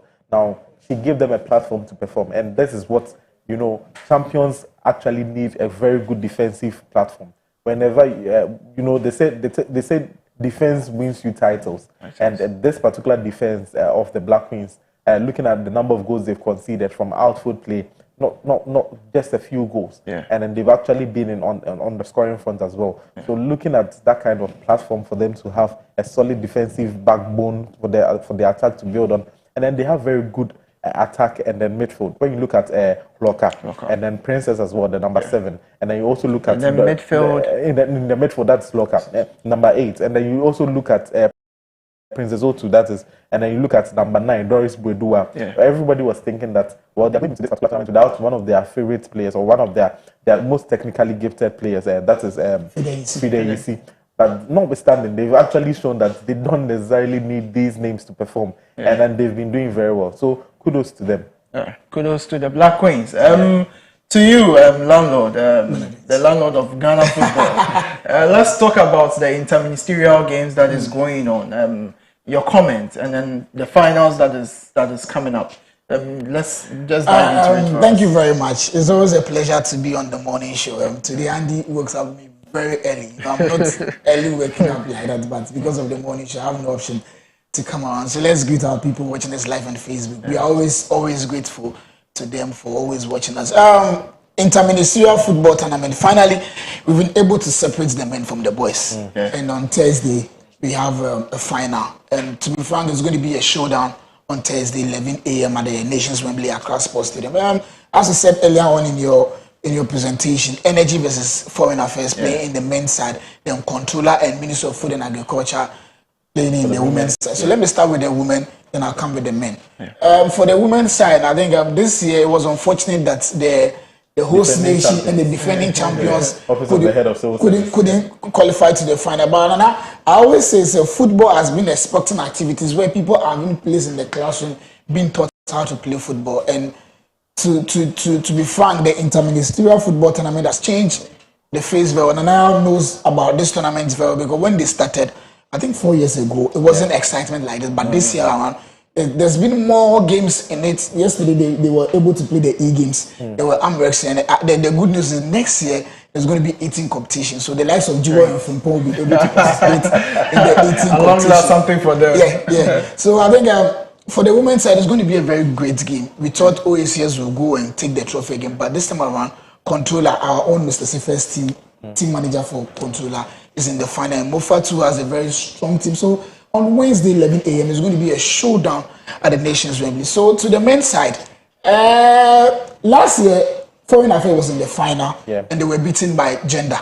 One goal. So for them, they know how to play in the final. Energy has surprised each and every. Looking at how they started with a draw, 1-1, and then they've built on consistently. And then they've won their series of games to actually get to where they are at the moment. So it's going very impressive. They've really surprised me. A very good, a brother is in the team. So he's going to do wonders. So Benedict, for the final, I don't want to predict any final in that game, but it's going to be a showdown on Thursday. But looking at the build up to the final, right? When you look at the sort of teams that actually went in there, Foreign Affairs are in the final. They were in the same group with that is Pratt, and then not Pratt. Foreign Affairs was in the same with OACS, Interior, then Foreign Affairs. So this so now when you look at the games, right? Interior were the favorites in that particular group. They won all 3 games, and just as they proceeded and went to the next, they were knocked out. Now I'm saying this because Foreign Affairs qualified from the group stages via some controversial circumstances. An offside goal. I know you have a lot to say. But the build up to the final. We'll have the time. We'll have the time. So tomorrow we'll be coming here. To have a panel discussion on everything that will go on, everything that has happened, and everything that's about to happen. Then I'll take your predictions because you have to say something. You have to predict something. You have to predict something. I think for the ladies, I'll go for Controller, but for the men, the best side win the game. And then? For the men, it's very difficult to predict. But I would actually go for the two teams scoring. It's been a while since we saw both teams scoring in the final of the Civil Service Week celebration. Even in general final. It's been a long time. So I think this particular one, both of them have very good attacking machinery. So I'm sure both teams will score, and then we'll make the final very interesting. Both teams will score. Thank you very much, my co-host Nanaya Osari, and then the landlord of Ghana football, Viewers, this is it for the sports update segment. As usual, my name is Benedict Nketiah-Kwarteng, and the next is the business segment with Clement.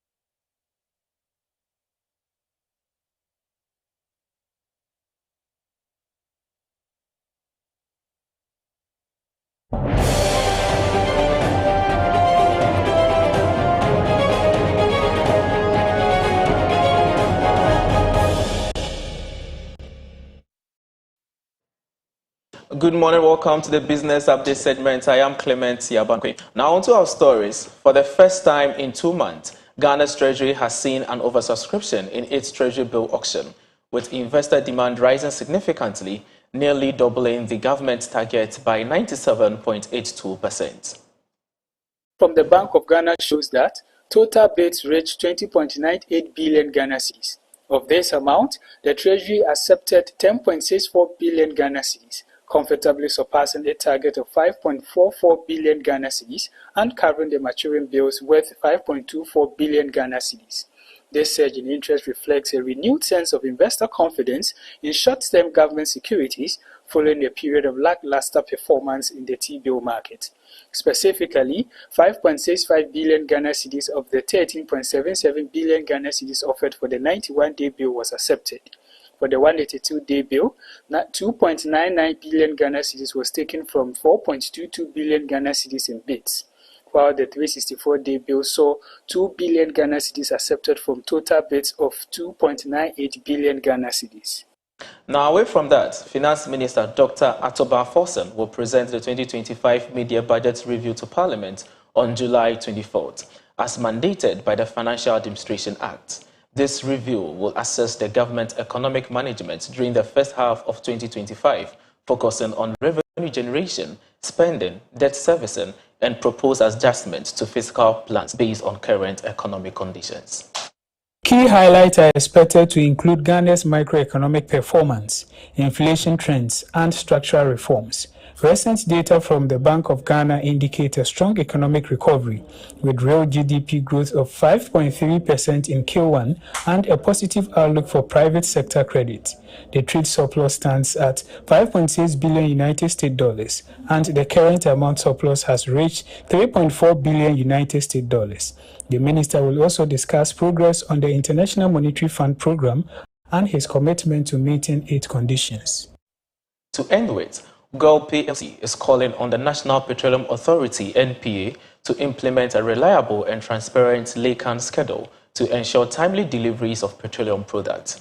which they believe will help reduce fuel prices across the country. Edward Bauer, the acting CEO, highlighted that inconsistencies in the current LACAM system have resulted in supply disruptions and higher prices at the pump. In the second quarter, oil had only one LACAM and delays in shipment occurred without adequate communication. This forces the company to buy from other bulk distribution companies, driving up costs for consumers. To improve customer experience and enhance its brand image, GOIL plans to refurbish all 270 service stations by the end of the year, aiming for a clean and modern appearance that reflects their past reputation. Bauer noted the importance of staying competitive while continuing to serve vital institutions like security services. Thank you so much for staying with us for the business update segment. But I would like to use this opportunity to wish my producer, Miss Owusu, happy belated birthday, and to Miss Melissa, God richly bless you for all what you are doing to support this production. I am Clement Yabankwe. Do enjoy the rest of the show.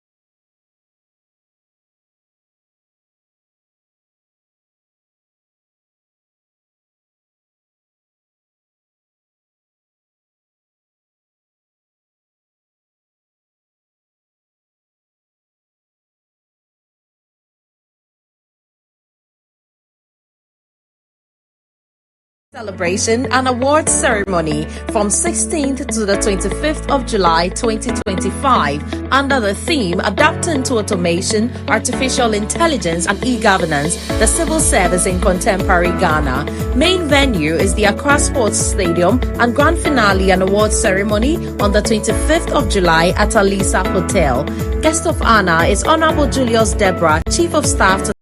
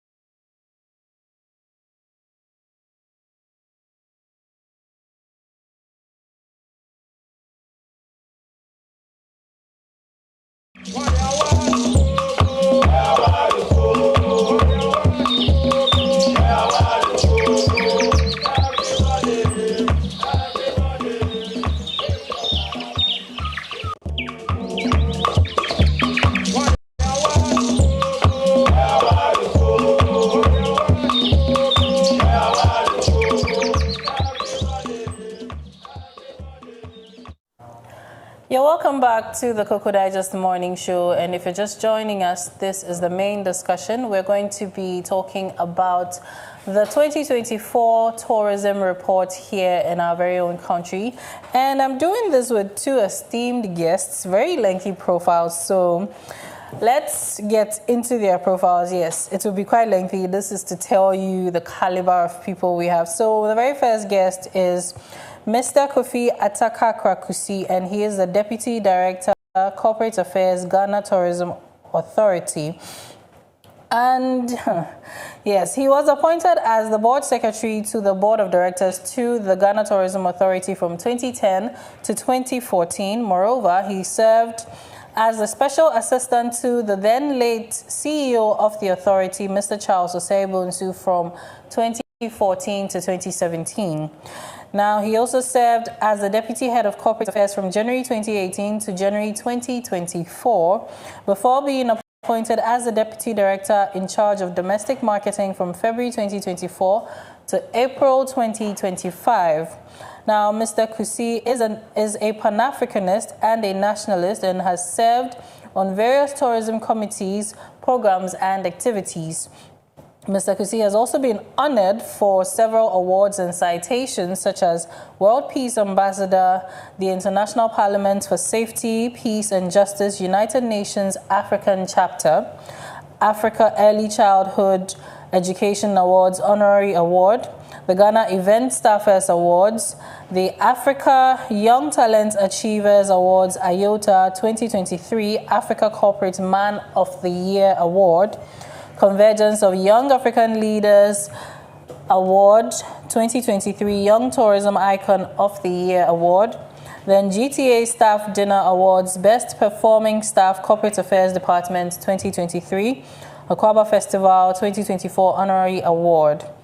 Now, Mr. Kusi is a Pan-Africanist, as I mentioned, and he's also a writer, cultural activist, public relations and marketing practitioner, and he has served as a judge for major beauty pageants across the country, and they include Miss Culture Ghana, Miss Tourism Ghana, Miss Golden Stool, then Mr. and Miss Akwaba GH Media School, Face of CAF University College, and Miss Akwaba 2023 CJ Multimedia. So this is all about Mr. Kofi Ataka-Krakusi.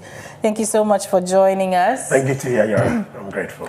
Now, my next guest is Mr. Emmanuel Frimpong. Now, Emmanuel holds a degree in economics, MBA in finance, MSc in tourism management, waiting for graduation, and a diploma in hospitality management. Emmanuel is a tourism analyst, consultant, and the CEO of Pishon Consult. He is also the executive secretary for the Ghana Tourism Federation. And Emmanuel is the president and founder of the Africa Tourism Research Network, ATRN. And Emmanuel is also the president and founder of People of Purpose, a youth development NGO.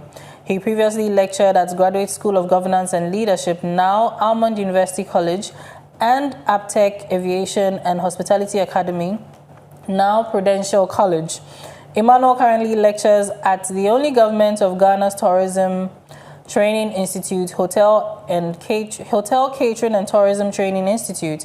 Some of the other positions held by Mr. Frimpong include Patron, Ghana Association of Tourism and Hospitality Students, Chairperson, Institute of Hospitality, Greater Accra Region, Secretary for Sector Skills Bodies, Tourism and Hospitality, TVET, then Global Goodwill Ambassadors Foundation, Country Director, Moderator for the 2019 and 2020 United Nations World Tourism Day celebration, and he's also a regular contributor on TV and radio on tourism and hospitality issues, a country coordinator and international board member, Pan-Africa Heritage Museum.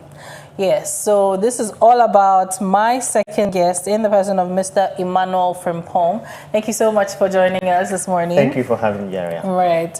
So you're welcome. And quickly, let me get into what we are talking about today. So the summary, a quick summary, very short summary, as I've read a lot, about the Ghana Tourism Report 2024. And yes, this provides a comprehensive analysis of the country's tourism landscape, focusing on recent developments, challenges, and future opportunities. Now, we're going to be talking about a few key highlights here. We will do our best to meet the time as well. So we're going to be first talking about the post-pandemic recovery, cultural and ecotourism growth, economic contributions, infrastructure development, challenges, then government policies. So, yes, gentlemen, thank you so much once again for joining us. But before we even start the full conversation, I'd like you to briefly tell us what exactly the Ghana Tourism Authority is all about. Thank you, At this point, let me kindly and respectfully give a big greetings to your viewers, and then also a big one to our Honorable Minister for Tourism, Culture and Creative Arts, and also our Chief Executive, Mrs. And also, let me also greet our stakeholders. The tourism industry strives on stakeholder participation. So our stakeholders are very key. We call them the Ghana Tourism Federation, which is what we call the Ghana Tourism Federation, GATOF. Underneath, we have the tour operators, we have the tour guides, we have the Hotels Association, we have the Progressive, we have Kids in Tourism, Tourism Society of Ghana, all of them boxed into one. Also, we do not do this without acknowledging academia. Our academia forces are also very important, one of which is the current CEO of the Ghana Tourism Development Company, Professor Koko Mensah, and also our Professor Koko of Cape Coast Technical University. These are brains that we usually deal with, and we appreciate their work and their inputs within the tourism industry. All right. So how different is the Ghana Tourism Authority? How is it different from the tourism ministry? Thank you. The ministry is the policy formulation wing of the industry. So the ministry formulates policies, whilst the tourism authority does what we call the major implementing agency. So we implement the policies of the ministry. And you would realize that there had been a lot of policies that have come out of the ministry and have been implemented by the Ghana Tourism Authority. Let me give a perfect example. For example, the Ministry of Health and the Ghana Health Service. Yes, so we are virtually, it's a mother and the child. So the ministry is our mother, and we, the authority, is the child, trying to implement the policies of the ministry. So one of the major mandates of the Ghana Tourism Authority is to promote and market Ghana out there, and also domestically.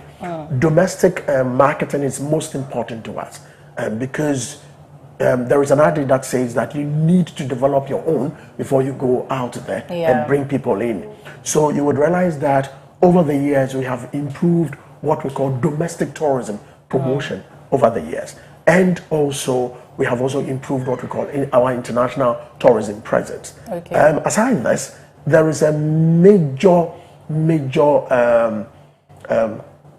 thing that the tourism authority does, and one which is we register and then license tourism enterprises.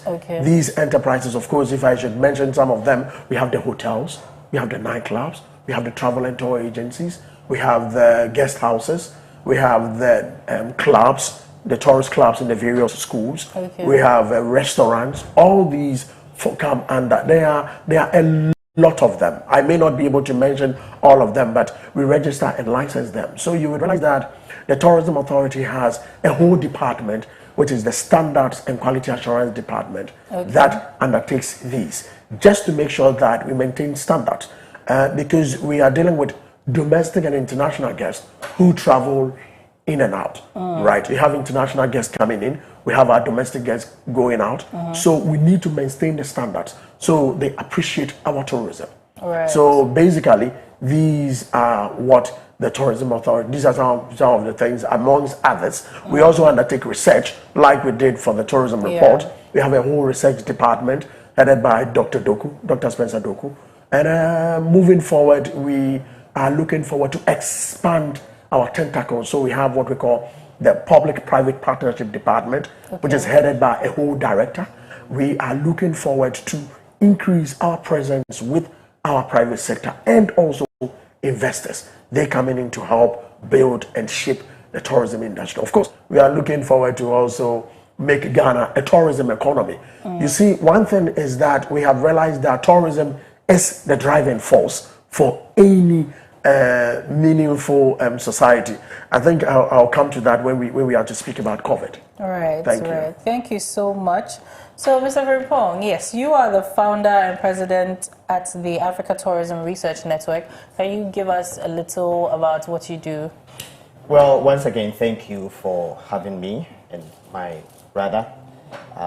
So at Africa Tourism Research Network, basically what we do is to look at tourism holistically and then look at how we can use data, research, information, innovation to promote tourism. Right. So we also focus on how we can promote sustainable tourism, ethical tourism, and responsible tourism.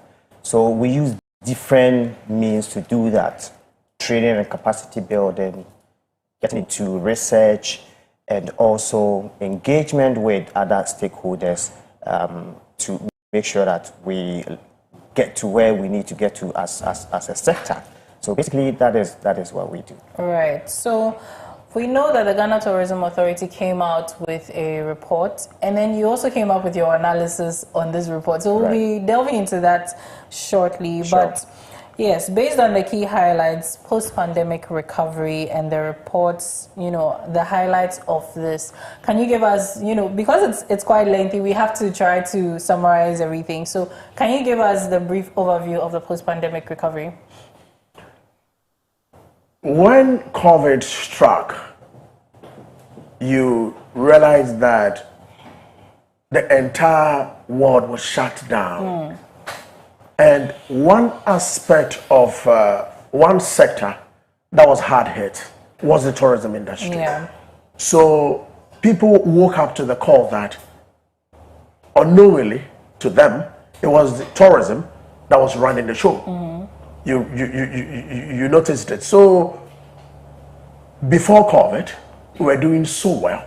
That is in 2019. Yeah. Because if you look at the 2019 tourism report, you would realize that we were able to make close to about 1.1 million tourists coming in with a corresponding revenue of $3.3 billion being pumped into the economy. So in that vein, we were looking at a trajectory where we were going to move into a certain space that we would all appreciate that, yes, tourism has come to stay. But unfortunately, tourism struck and COVID struck. Yeah. In the advent of COVID, we as the Tourism Authority and even the whole world realized that if not for tourism, I think the world would have been a very bad place to live in. Why do I say this? Because immediately it struck, everything shut down. Yeah. Yes, the reason being that we were not able to go anywhere. Nobody is able to travel to any other countries. And then also, even domestically, we couldn't visit anywhere. And we realized that a lot of the places that people visit are the hotels, the nightclubs, the restaurants, the guest houses, going for events and activities. These tourism, the entire tourism value chain was running the show. So immediately COVID struck, we realized that, oh, these things cannot go on. Yeah. Then we woke up to the fact that we need to put in place the necessary measures and put in place the necessary things that will ensure that we bounce back. So in our recovery, what happened was that we undertook a number of projects and activities that helped us to bring us up there. One, what we did was to engage our private sector. Our private sector, of course, the hotels, the Chefs Association, we got in touch with the guest houses, and then we had to cushion them. The ministry and the GTA had to put together a design in order to cushion them. So we brought together the Ghana Tourism Development Project. And the Ghana Tourism Development Project was one of the projects that helps to facelift our tourism back on track again. If you listen to the UN Secretary General in his statement, he said that post-pandemic levels have reached about 98%. What it means is that we have recovered to a very larger extent. For Ghana, what the ministry and the GTA did was to be able to resuscitate, hold the hands, hold the very industries that projected our tourism, that helped our tourism to grow, and then make sure that they do not shut down completely. Right. So what we did was through the Ghana Tourism Development Project, and that project was we were able to cushion the various hotels with some funds. It is attested by the Ghana Hotels Association and the Ghana Progressive Hotels Association. So there were funds that were given to them to come back again. Not only them, what we also did was that the ministry and the GTA had to engage stakeholders on how to contain the pandemic. More especially also, we had to take up the Ghana Tourism Development Project, which was a support from the World Bank, to be able to bring some of the tourist sites and attractions and facelift them. In facelifting them, the design was to ensure that they are able to get to that international standard, so that when we recover, people would be able to troop in. So there was an international strategy that we put in place, which we call Destination Ghana is Ready. So come and invest. So we put up this in order to get our diasporans, tourists, people of African descent, to come and appreciate our tourism back. So you would realize that most countries were trying to bring their countries back in order to gain the needed support, the needed tourists that they already had, so that they don't lose them. Because if you are not careful, you are likely to lose the number of tourists that come into the country. And also, even domestically, you are likely to lose your domestic tourists. They wouldn't go to the tourist site anymore. So we needed to design a strategy.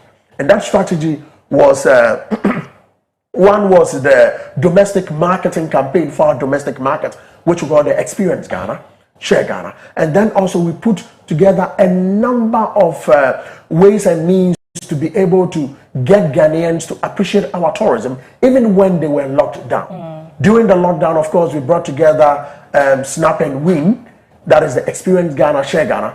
People were even in their homes, and we were able to get them to do what we call virtual tourism using digitalization.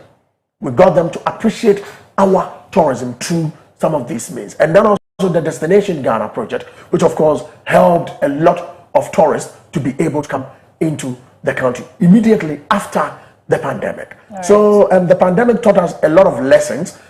Some tourist sites, like I mentioned, were given facelift. Some like the Kwame Nkrumah Memorial Park and others. Benshia Palace Museum, and a number of them were given facelift through the Ghana Tourism Development Project. And these projects obviously helped to resuscitate the economy and also the tourism sector. Like I mentioned, our private sector bodies were very appreciative of the fact that we're able to secure funding to be able to bring them back to life. And that has helped to maintain our pre-pandemic levels, the post-pandemic levels, because we've been able to maintain the trajectory, and it has helped to increase the numbers in terms of our tourism arrivals and receipts, which of course, fortunately, we are having close to about 1.288 million tourists coming in, and also with a corresponding revenue of $4.8 billion being pumped into the economy. All right. Thank you so much. So this is a reminder to you, my dear viewers, to send in your questions to our WhatsApp number displayed onto your screen. And when the phone lines are open, I will also alert you. For now, also, you can send your questions to our YouTube or Facebook live stream as well, and I will read them. So, Mr. Frimpong, yes, your institution tends to conduct more research. So I'd like to ask you if you could speak to pre-COVID and post-COVID performance when it comes to tourism. how has COVID sort of awakened the need for tourism in Ghana, or it seems we've just reverted to the pre-COVID levels? Well, once again, thank you. So before COVID, Ghana was doing quite well. We're doing quite well in the sense that we're getting to understand what tourism is all about, because a lot of people did not really understand tourism as an industry. It's quite young in Ghana since the 80s when we started paying a lot more attention to tourism. So as a sector, it's young. And then you'd also realize that most of tourism was attached to a ministry or the other. So yes, we're growing gradually, and we got to 2019 when we had the year of return, which was an eye-opening for a lot of people, because the diasporans began to see the potential in Ghana, and also it coincided with 400 years when the first black was recorded in Jamestown in the US. So there was that conscious of the diaspora wanting to come to Africa, and Ghana opened the door for them to come. So naturally, they came to Ghana, and of course, Ghana has always been a Pan-Africanist country, so they love to come here. So we got there, and as Kakra mentioned, unfortunately, we're going to do Beyond the Return, which was launched in 2020 by the president, but COVID also hit, so we couldn't do more. So you would see that we're moving from a certain level to another level, but COVID struck. But then, coming back to your question, yes, COVID taught us a lot of lessons, but I think we didn't take maximum advantage of COVID. So I remember in March, I think 2021, when we're 2020, when we're dealing with COVID, and we had a meeting with the then Minister of Tourism, Madam Barbara, and I said, let's take advantage of this COVID. Let's train and retrain tourism practitioners. But unfortunately, we didn't do that. So now we are doing tourism, and you see that we go and hit and come back. So you go to restaurants, you go to hotels, you go to our facilities, poor customer service, because we did not take advantage of COVID to train and retrain ourselves. So you get people coming into the country, and almost everybody is complaining about our poor quality service. So yes, there's opportunity for us, but we haven't leveraged very well on the opportunities. So COVID taught us a lesson, but we did not take advantage of it. We haven't taken advantage, right? Thank you so much. So with the way the report is, I think we should just go into the notes you made about the report. That, yes, I'm trying to get the document quickly. Yes, so the so in summary, you mentioned that it seems that there wasn't a detailed regional visitor statistics. Yes, so if you can speak to that, as to maybe we needed an extensive report, but maybe the Tourism Authority decided to just sort of summarize it so that it will not be too lengthy. So if you can speak to maybe the regional details, we would be grateful. Thank you. I really appreciate, and I like one or two statements my dear brother made, but unfortunately, I think he made some statements which I need to clarify. Okay. Pre-COVID, what happened was that we had to train a lot of our tourism stakeholders, and within the private sector, they would attest to that. If you have your reporters, you could kindly and respectfully get them onto the field, and then they would tell you that before COVID, right, that was the time that we had the year of return. We realized that we were going to have a lot of tourists coming in because we had the data, right? We did a lot of digital campaign, and that culminated into the fact that we needed to train our tourism practitioners. So we did a lot of customer service, but of course, what we did was also to engage even Hotcat. We even engaged Hotcat and a number of training bodies. There were private institutions also that we engaged them. Hotcat is our #1 training institution, the tourism training institution, and they trained a number of tourism practitioners, and it's formed part of one of our caveats to be able to get a lot of our people. But of course, you cannot always have 100% of people acceding to what they've been trained for, right? So obviously you're going to have 1 or 2 skirmishes. That doesn't mean that you haven't trained your practitioners, right? So these practitioners were trained, and also when we came to the Beyond the Return, which was based on 7 pillars, one of the pillars was very important, which of course helped us to be able to engage our private sector bodies. In engaging them, it helped also that we were able to train them more in order to move into that sphere. Now we are going into what we call the Black Star Experience. The Black Star Experience is government flagship program, which of course also we are looking forward of engaging more diasporans, more tourists and more foreigners. And obviously we're going to train a lot more people. That has been on the drawing table, and we're going to do that. So like my brother said, I disagree with him vehemently. And then also let me state categorically clear that looking at his input on the regional research base that he indicated in respect of the tourism report that was put out. The tourism report, what we do is that we based on secondary and primary data. One aspect is that the Ghana Tourism Authority engaged all regional offices of the authority.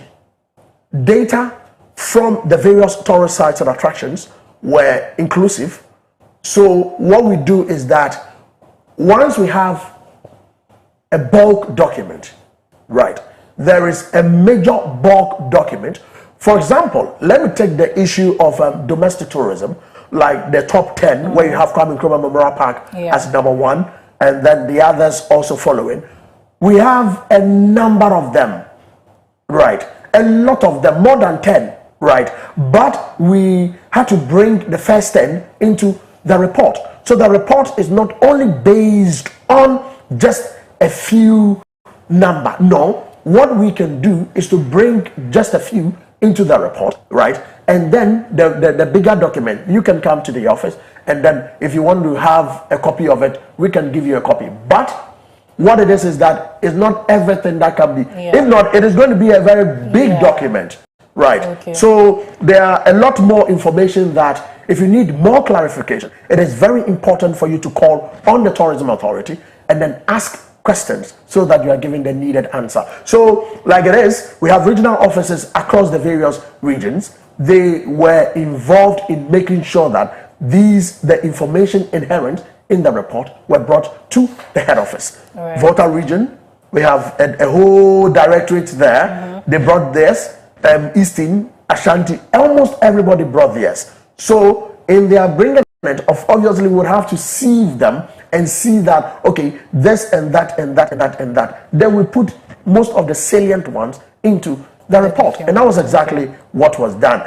Don't forget also that the Ghana Statistical Service and the Ghana Immigration Service is fully involved in the tourism report. I must make it clear. They are fully involved in making sure that this report churns out what we term as a report that is going to help to strengthen the industry. Of course, key trends, opportunities, and strategic interventions that we need to have within the industry is put in there. Thank you. I'm grateful. Okay, thank you so much. So, I would not be fair to my viewers if I don't read maybe a summary of the report. So yes, so domestic tourism growth, we have 1.6 million domestic visits to tourist sites in 2024, which is a 9% increase from 2023, as you have on your screens. Then we also have 85.4% of all sites visits were by Ghanaian residents. And then the Kwame Nkrumah Memorial Park topped the list with 333,233 visitors. Now, the next slide, we have 1.29 million international tourists visited Ghana in 2024, which is a 12% rise from 2023. We have Ghana earned a record-breaking 4.8 $2 billion in tourism receipts. And number 3 says, in 2024, local tourist sites recorded 1.68 million visits, which is a 19% increase from 2023. Then, with Ghanaian residents accounting for 85.4% of the total. So it seems in 2024 we had more Ghanaian or residents visiting our tourist sites. And then yes, moving forward. So yes, Kwame Nkrumah Memorial Park is Ghana's most visited tourist site in 2024 with 333,233 visitors. And then lastly, we have 14 cruise ships were brought, and we have 14 cruise ships brought 12,634 passengers to Tema and Takoradi. And this is a 38% rise from 2023. And most passengers were American, 53%, and so we have 53% and over 60 years old were 61, accounting for 61%, with 88% calling Ghana an ideal destination.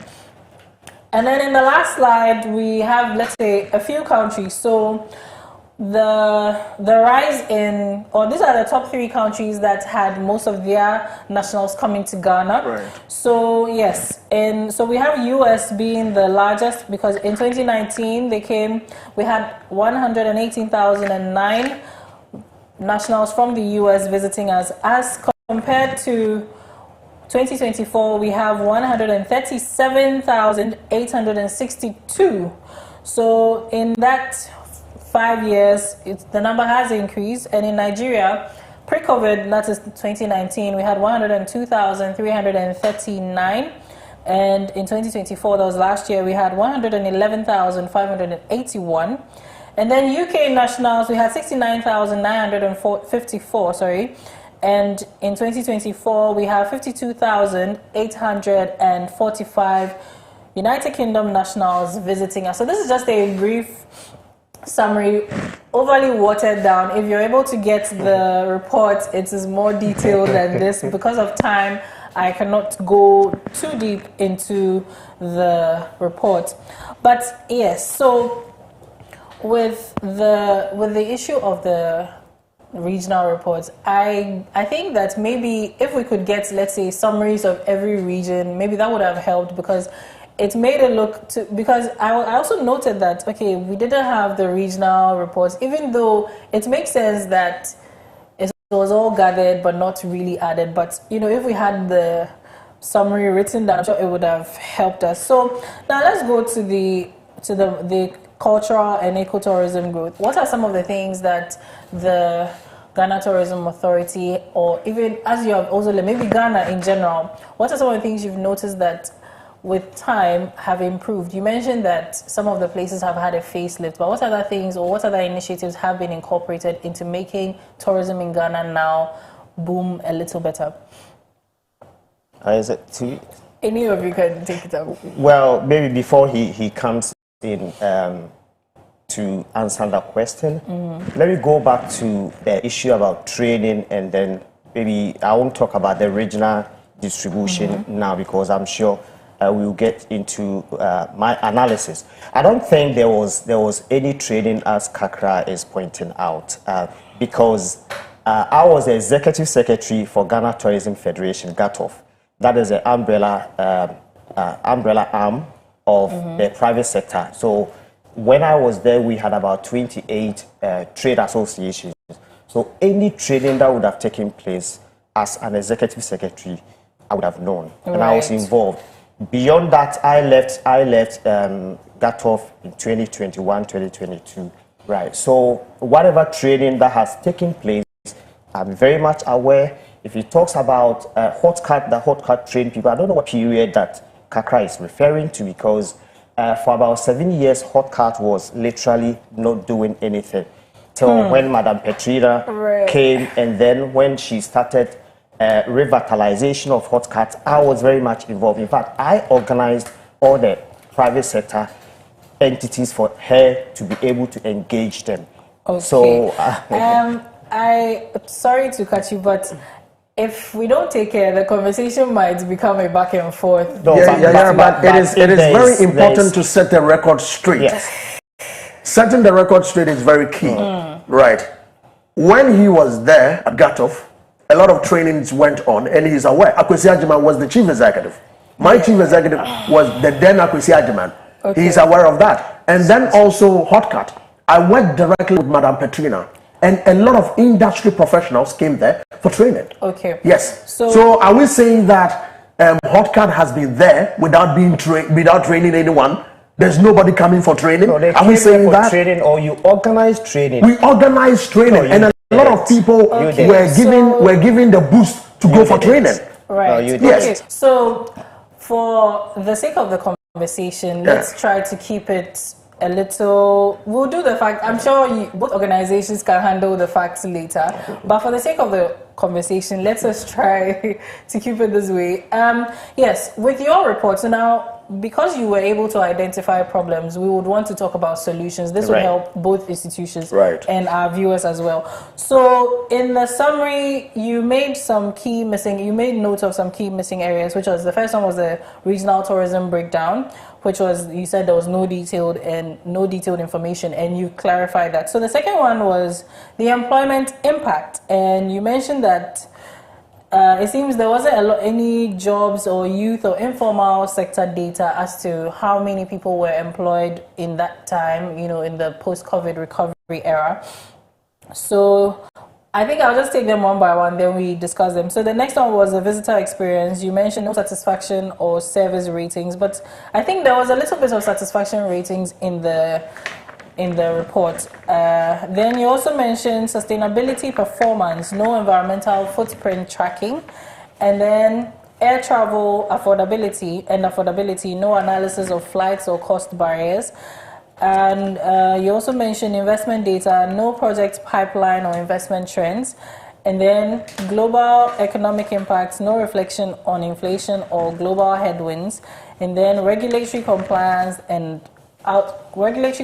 outcomes. You mentioned there was no data on enforcement and effectiveness. Now, before we get into the conversation, let us try to just keep it something like some sort of accountability and keeping each other on their toes, or some sort of transparency, rather than blame game, you did this, you didn't, because it may derail the conversation. So yes, employment impact. Maybe according to Mr. Frimpong here, maybe not a lot of information was given about how tourism has improved and how it has impacted on employment. So if you can touch on that for us, and this will also help us also know that, okay, between 2020 and 2024, employment has increased by this amount. Maybe, like you mentioned, that there has been training and things, more people have come into the hospitality sector and things like that. If you can touch on that briefly for us, then we go into the visitor experience. Thank you. I'm so grateful for this, and I appreciate your comments on moving away from the other peripherals, of course. So let's move into more positive areas like the employment, employment and ratings and all that. So if you look at the tourism sector, pre-COVID, which was in 2019, you would realize that the year of return that was organized. Before the year of return in 2017, we had what we call the See Ghana, the Eat Ghana, the Wear Ghana, and then the Feel Ghana agenda, which was one of our major domestic marketing campaign. That marketing campaign, what we did was to be able to get Ghanaians to appreciate what we have. So you would realize that it brought together a lot of people appreciating our local wear, our local prints. That is how come the Heritage Month came into fruition. The Heritage Month had been there, but it wasn't too loud. So at that point, we were able to create that atmosphere for the Heritage Month to come out of there. Now, with that coming into force, you would realize that a lot of people got interested in tourism. Okay. Right. So a lot of people, when we say the See Ghana, it means visit our various tourist sites. So a lot of people started going to the various tourist sites. And these tourist sites obviously had people there who also tried to also make some sales. And let's say artisans also got a lot of jobs. Apart from the artisans, you would realize that some tour guides were also trained, and they were also at these tourist sites. So it created jobs and employment for them also.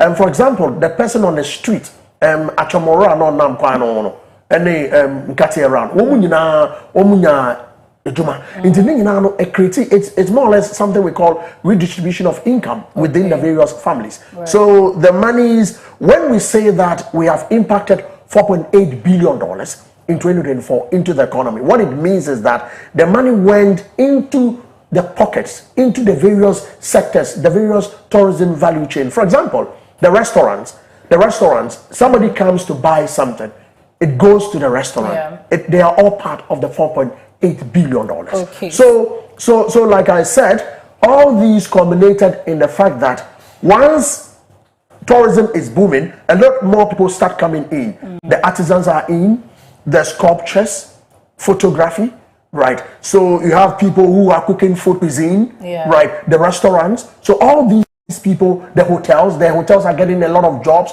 employing a lot more people. That is how I said that because we realized the industry was going to expand, was expanding, we had to train more people. All these people got a lot of jobs.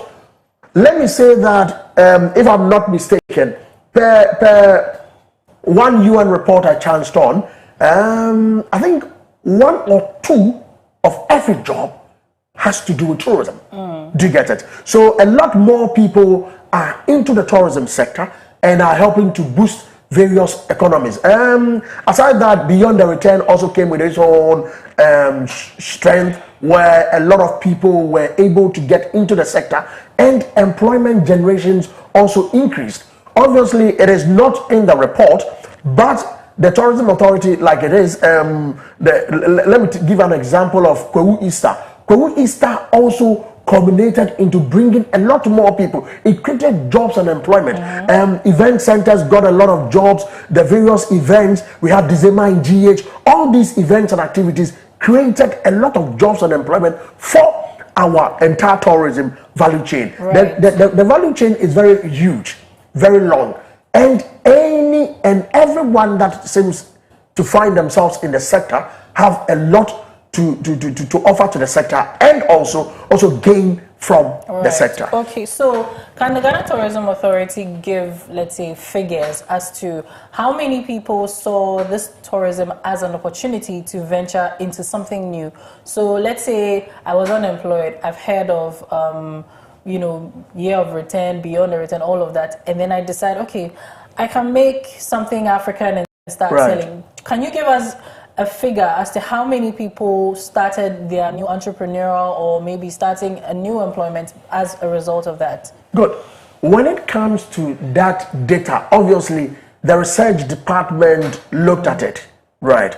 And then also virtually what is going to happen is that moving forward, they are going to ensure that some of these data are put into the final report, right? So we can confidently say that a lot more people came, but to be specific and tell you that about 500,000 employments were done, and that obviously would have to come from our research data. Okay. So in referring to the research data, then we'll be able to say that this number was able to get employment, this number was able to get jobs, this number were able, and you see, one thing that we need to do is that the purpose of visit of various people that come into the country, and also even the indices, it is very key and very important. So you would realize that some go into the culture, into culture, some go into health tourism, some go into sports tourism,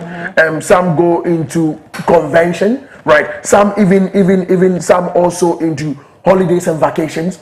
All these people obviously, it's a data that obviously the research department will bring out in due course. But like it is, like I mentioned, the tourism sector employs a lot of people, and these data will be churned out by the research department accordingly. Right. Thank you so much. So it's time for a quick break. When we come back, we will get back into the issues. I'll be asking about what solutions you think we can, employ to employ more people in the tourism sector. And then some of the questions that my viewers have already started sending, I will also read them. So yes, do stay tuned, tell a friend to tell a friend, and join us here. We'll be right back.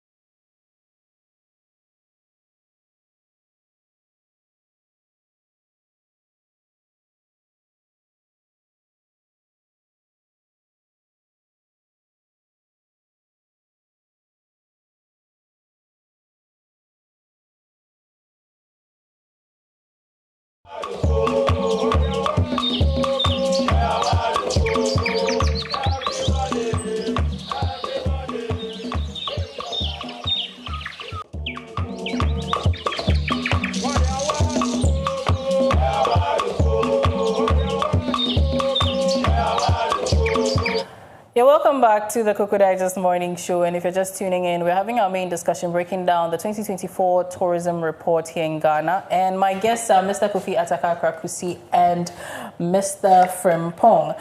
Now, we were talking about the fact that your research mentions that there was not any concrete information given about the details with regards to employment, so the figures, right? So I'd like to ask you, as you've noted the problems, what are some of the solutions that you would also suggest? Because, I mean, you can't just find a problem without getting a solution to it. So with regards to the employment issue, what are some of the things you would suggest to the Ghana Tourism Authority and the ministry in general? Okay, so before we go on, let me just look at what you have even put out. The first page of your summary of the Ghana Tourism Report. The Ghana Tourism Report provides a comprehensive analysis of the country's tourism landscape. Comprehensive analysis of the country's tourism landscape, focusing on recent development, challenges, and future opportunities. And then let me also quickly read a portion from the Minister of Tourism, Culture and Creative Arts forward that has to do with this 2024 tourism report. Okay. And she says that this report provides critical data, analysis that informs policy direction, guides private sector decisions, and enables us to measure the impact of our collective efforts. So if you look at the essence of the report, it has to do with how do we move from where we are to where we want to go to. So whatever report that you are given should have that at the back of your mind, that how would the private sector use that report to be able to improve on what they are doing. Now, let me also say that my contribution is not a research. I did not do a research. And I put it out in my intro that is an analysis of the report. And then I was looking at gaps. So I did not even address issues in the report. I could have done that. There are several issues and they are aware. But that was not the focus. The focus was what can we add. So if you look at the summary, the last bit of what I said, if you permit me, 5.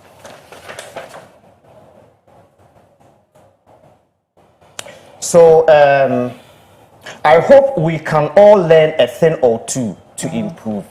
So I'll then get into some of the issues that I addressed. So on the employment issue, what are some of the things based on your analysis, what are some of the solutions you can suggest to them? So all the 8 points that I raised, I think the employment is number 2. Number 2. Yep. Oh, sorry. Employment impact.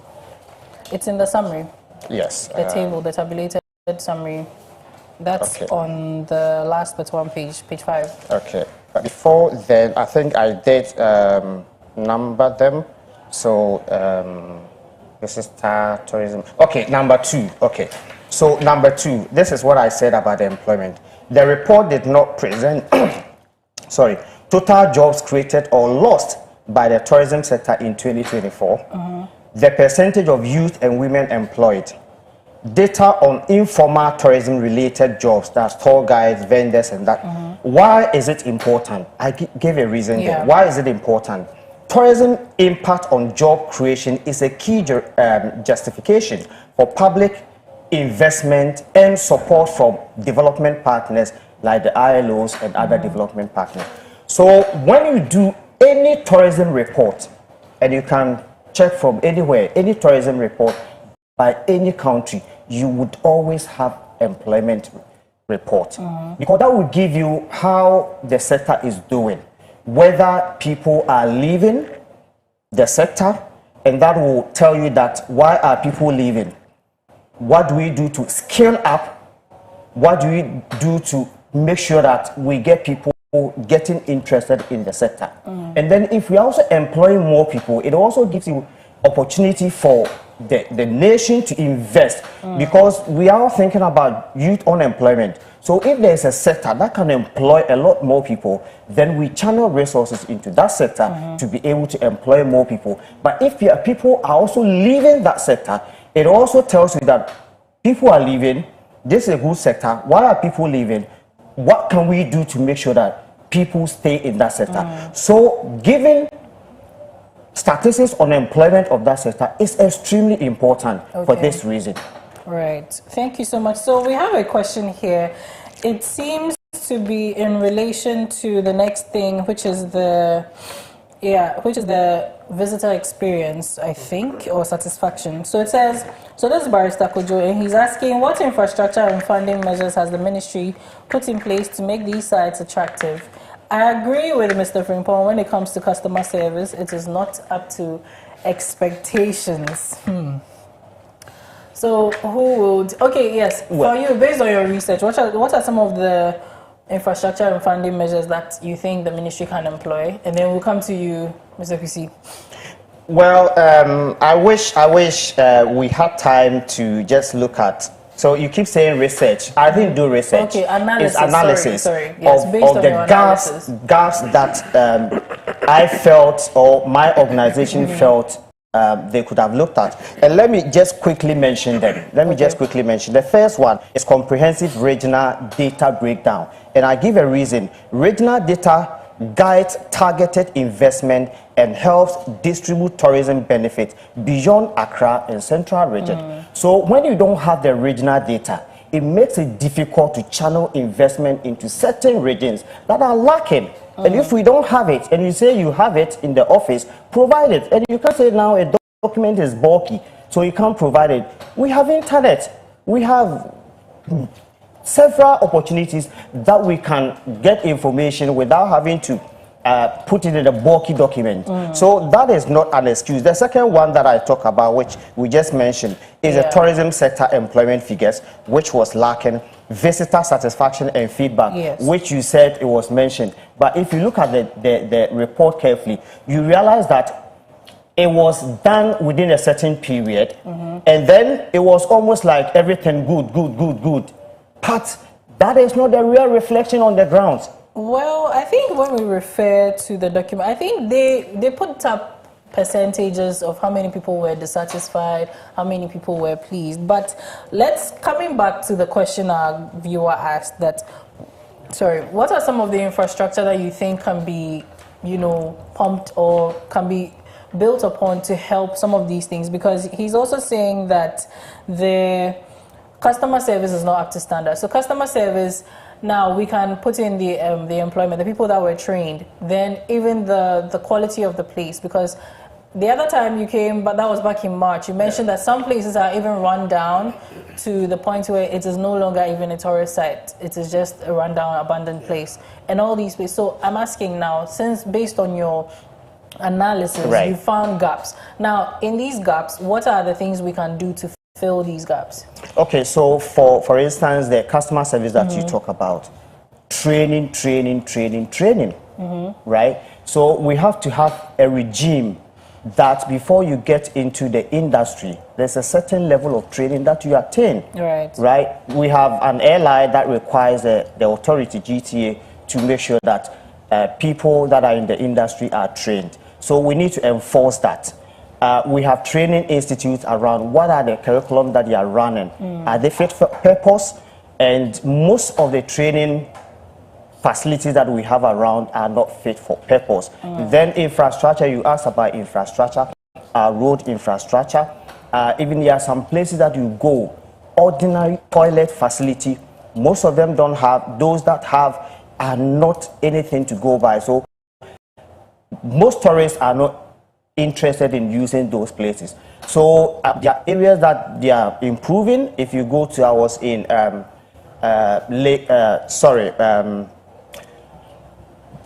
where they do the Bonre just last week, fantastic road, right?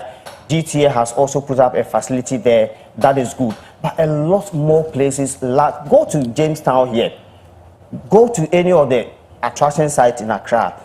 The road leading to attraction sites are not the best that we can talk about. So yes, of course, it's not the responsibility of the Ministry of Tourism to construct roads, but how are we engaging the Ministry of Finance? And these are data that if we have a data and the Ministry of Finance realizes that no, this industry is employing a lot more people, this industry is contributing so much, therefore there's a need for us to channel some money into this industry for us to be able to get the best out of it. So until we get these data gaps filled, we will always cry for investment into these areas, and we won't, because the private sector will not invest in a sector where he will not get returns on his investment. And these are data that will inform the investor to invest in that sector. Okay, so Mr. Kwesi, on behalf of GTA, now, based on our viewers' question, what are some of the infrastructure facilities and other resources you're going to be pumping into the tourism sector to, better the customer service? Right, thank you. I think I appreciate Barrister's question. He made a very clear point. And I always say this: Rome was not built in a day, right? There are times where for example, when you're in a sector, the sector moves to a growth. Now, in the growth, obviously there will be challenges, and these challenges definitely are being nipped in the bud gradually. You cannot finish all. For example, like it is with Barrister's question on customer service. And making the tourist sites also attractive. Yeah, there had been a lot of trainings that have gone on, and these trainings, obviously, like it is, what we do is that our various regional offices go and then also partner with private institutions and then make sure that people are trained not only in Accra but also across the regions. We have 16 regions, and the reason why the GTA has presence in all the regions is to make sure that we register and license tourism establishments. As we license these tourism establishments, what we do is that we always make sure that they undertake rigorous training, so that the training needs of that particular tourism enterprise is taken care of by the enterprise itself. So, and then also, aside that, from time to time, our regional directors and then even the head office undertakes training. Like it is, we do training, we always liaise with the Ministry of Tourism, Culture and Creative Arts, and also the industry professionals. We call them the Ghana Tourism Federation. Don't forget that all these associations, like the tour operators, the tour guides, the restaurants and nightclubs association, all of them usually from time to time we do well to make sure that these trainings are done. So I don't know where someone would always be saying that we are not doing training, we are not doing training, we are not doing training. No accusations on my side. Then let me also come to the point where the issue of the various tourist sites and attractions. You see, we realized that looking at Kwame Nkrumah Memorial Park, having close to about 333,233 visitors, we realized that anytime you undertake a facelift of a tourist site, you are always likely to increase visitations. And also, once you undertake the necessary maintenance at these tourist sites. So a lot more is being done by the sector. During the launch of the 2024 tourism report, the Honorable Deputy Minister, Honorable Yusuf Jaja, indicated clearly that there had been massive talk with the Ministry of Finance and also the Roads and Highways Ministry to fix some of the roads leading to some of these tourist sites. Aside that, he mentioned that the Ghana Museums and Monuments Board is looking forward to increase its facelifting of the various castles. Right. A lot of castles will be facelifted within these 4 years of His Excellency John Dramani Mahama. And also as part of the Black Star experience. And the Black Star experience is based on 7 pillars. Right. The first one is cinema, which is the movie industry. Second is audio, the music industry. cuisine, which is food, our food, and then also aesthetics, which is sculpture, paintings, our photography, and the likes. And then also we have style, which has to do with fashion, and then literature, our literary works. And then lastly, we have the heritage, right? All these pillars dovetails into the fact that we are looking forward to increase our visitation to these tourist sites. In increasing these, as people go there, what we do is that we have our regional directors also there to check these visitations and then make sure that anything that is not going bad is being nipped in the bud. True. And you know, one thing I want to make clear is that we have an LI 2393, tourist site regulations, and these regulations it has since 2019 has given the tourism authority the right to register and license tourist sites. Before that, we were not registering tourist sites. Okay. Yes. Now we are registering the tourist sites.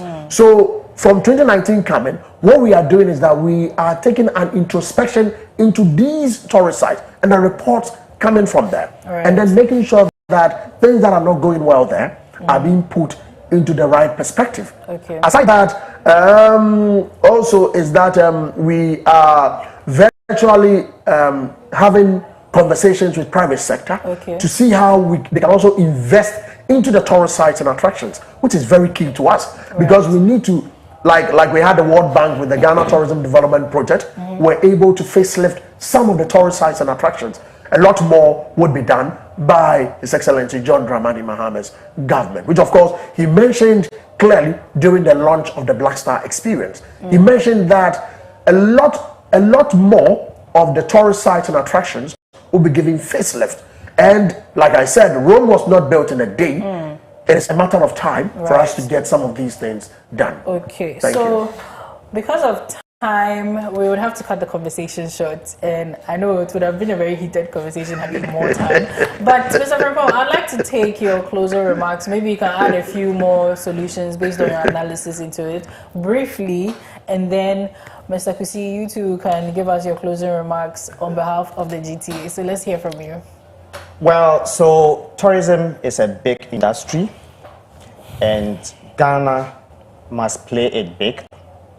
And when suggestions are made, I think we should be honest to look at what is it that we can pick from the suggestions, how can we improve so that we better people's lives. You see, if we don't do that, gradually we will lose the plot. And just yesterday, Professor Koko Boakye put something on his Facebook. That's the Vice Chancellor of Cape Coast Technical University. Okay. That tourism is growing at a decreasing rate over the years. So yes, we say we are growing, but if you look at the percentage growth, it is actually decreasing. So there's a lot that we need to do. Countries around us are doing so much that I think we need to sit up and work and stop giving excuses, because it does not help anybody. Right. There's more room for improvement. Thank you so much. Mr. Kusi, please, your closing remarks. Please keep it for the viewers, not as a response. Yeah. For us, ours is to promote and market Ghana. So we are looking forward that Ghanaians will appreciate our local tourism. And we say that see Ghana, eat Ghana, wear Ghana, and feel Ghana. So let us experience Ghana and share Ghana. As we do this, let us also not forget that we are also ambassadors. All of us are ambassadors. And any suggestions, any comments, anything that you bring to the tourism authority, we are ready to sit with you and then judge and see a thin line where we can be able to meet together and see how to correct some of these things. The tourism authority and the Ministry of Tourism, Culture and Creative Arts is open to suggestions. We are open to anything, everything.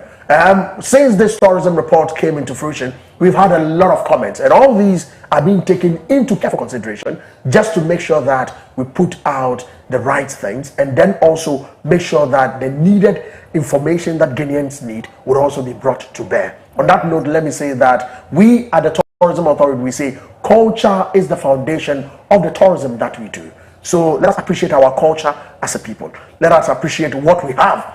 Our own is our own. Thank you. Thank you very much. Thank you, gentlemen, Thank for you. this very interesting conversation. Thank you, viewers, for tuning in as well. Thank you also for sending in your comments. A big thank you to the production team and everybody. We would like to say thank you for your time. We'll see you bright and early on Thursday morning. Do have a blessed week ahead.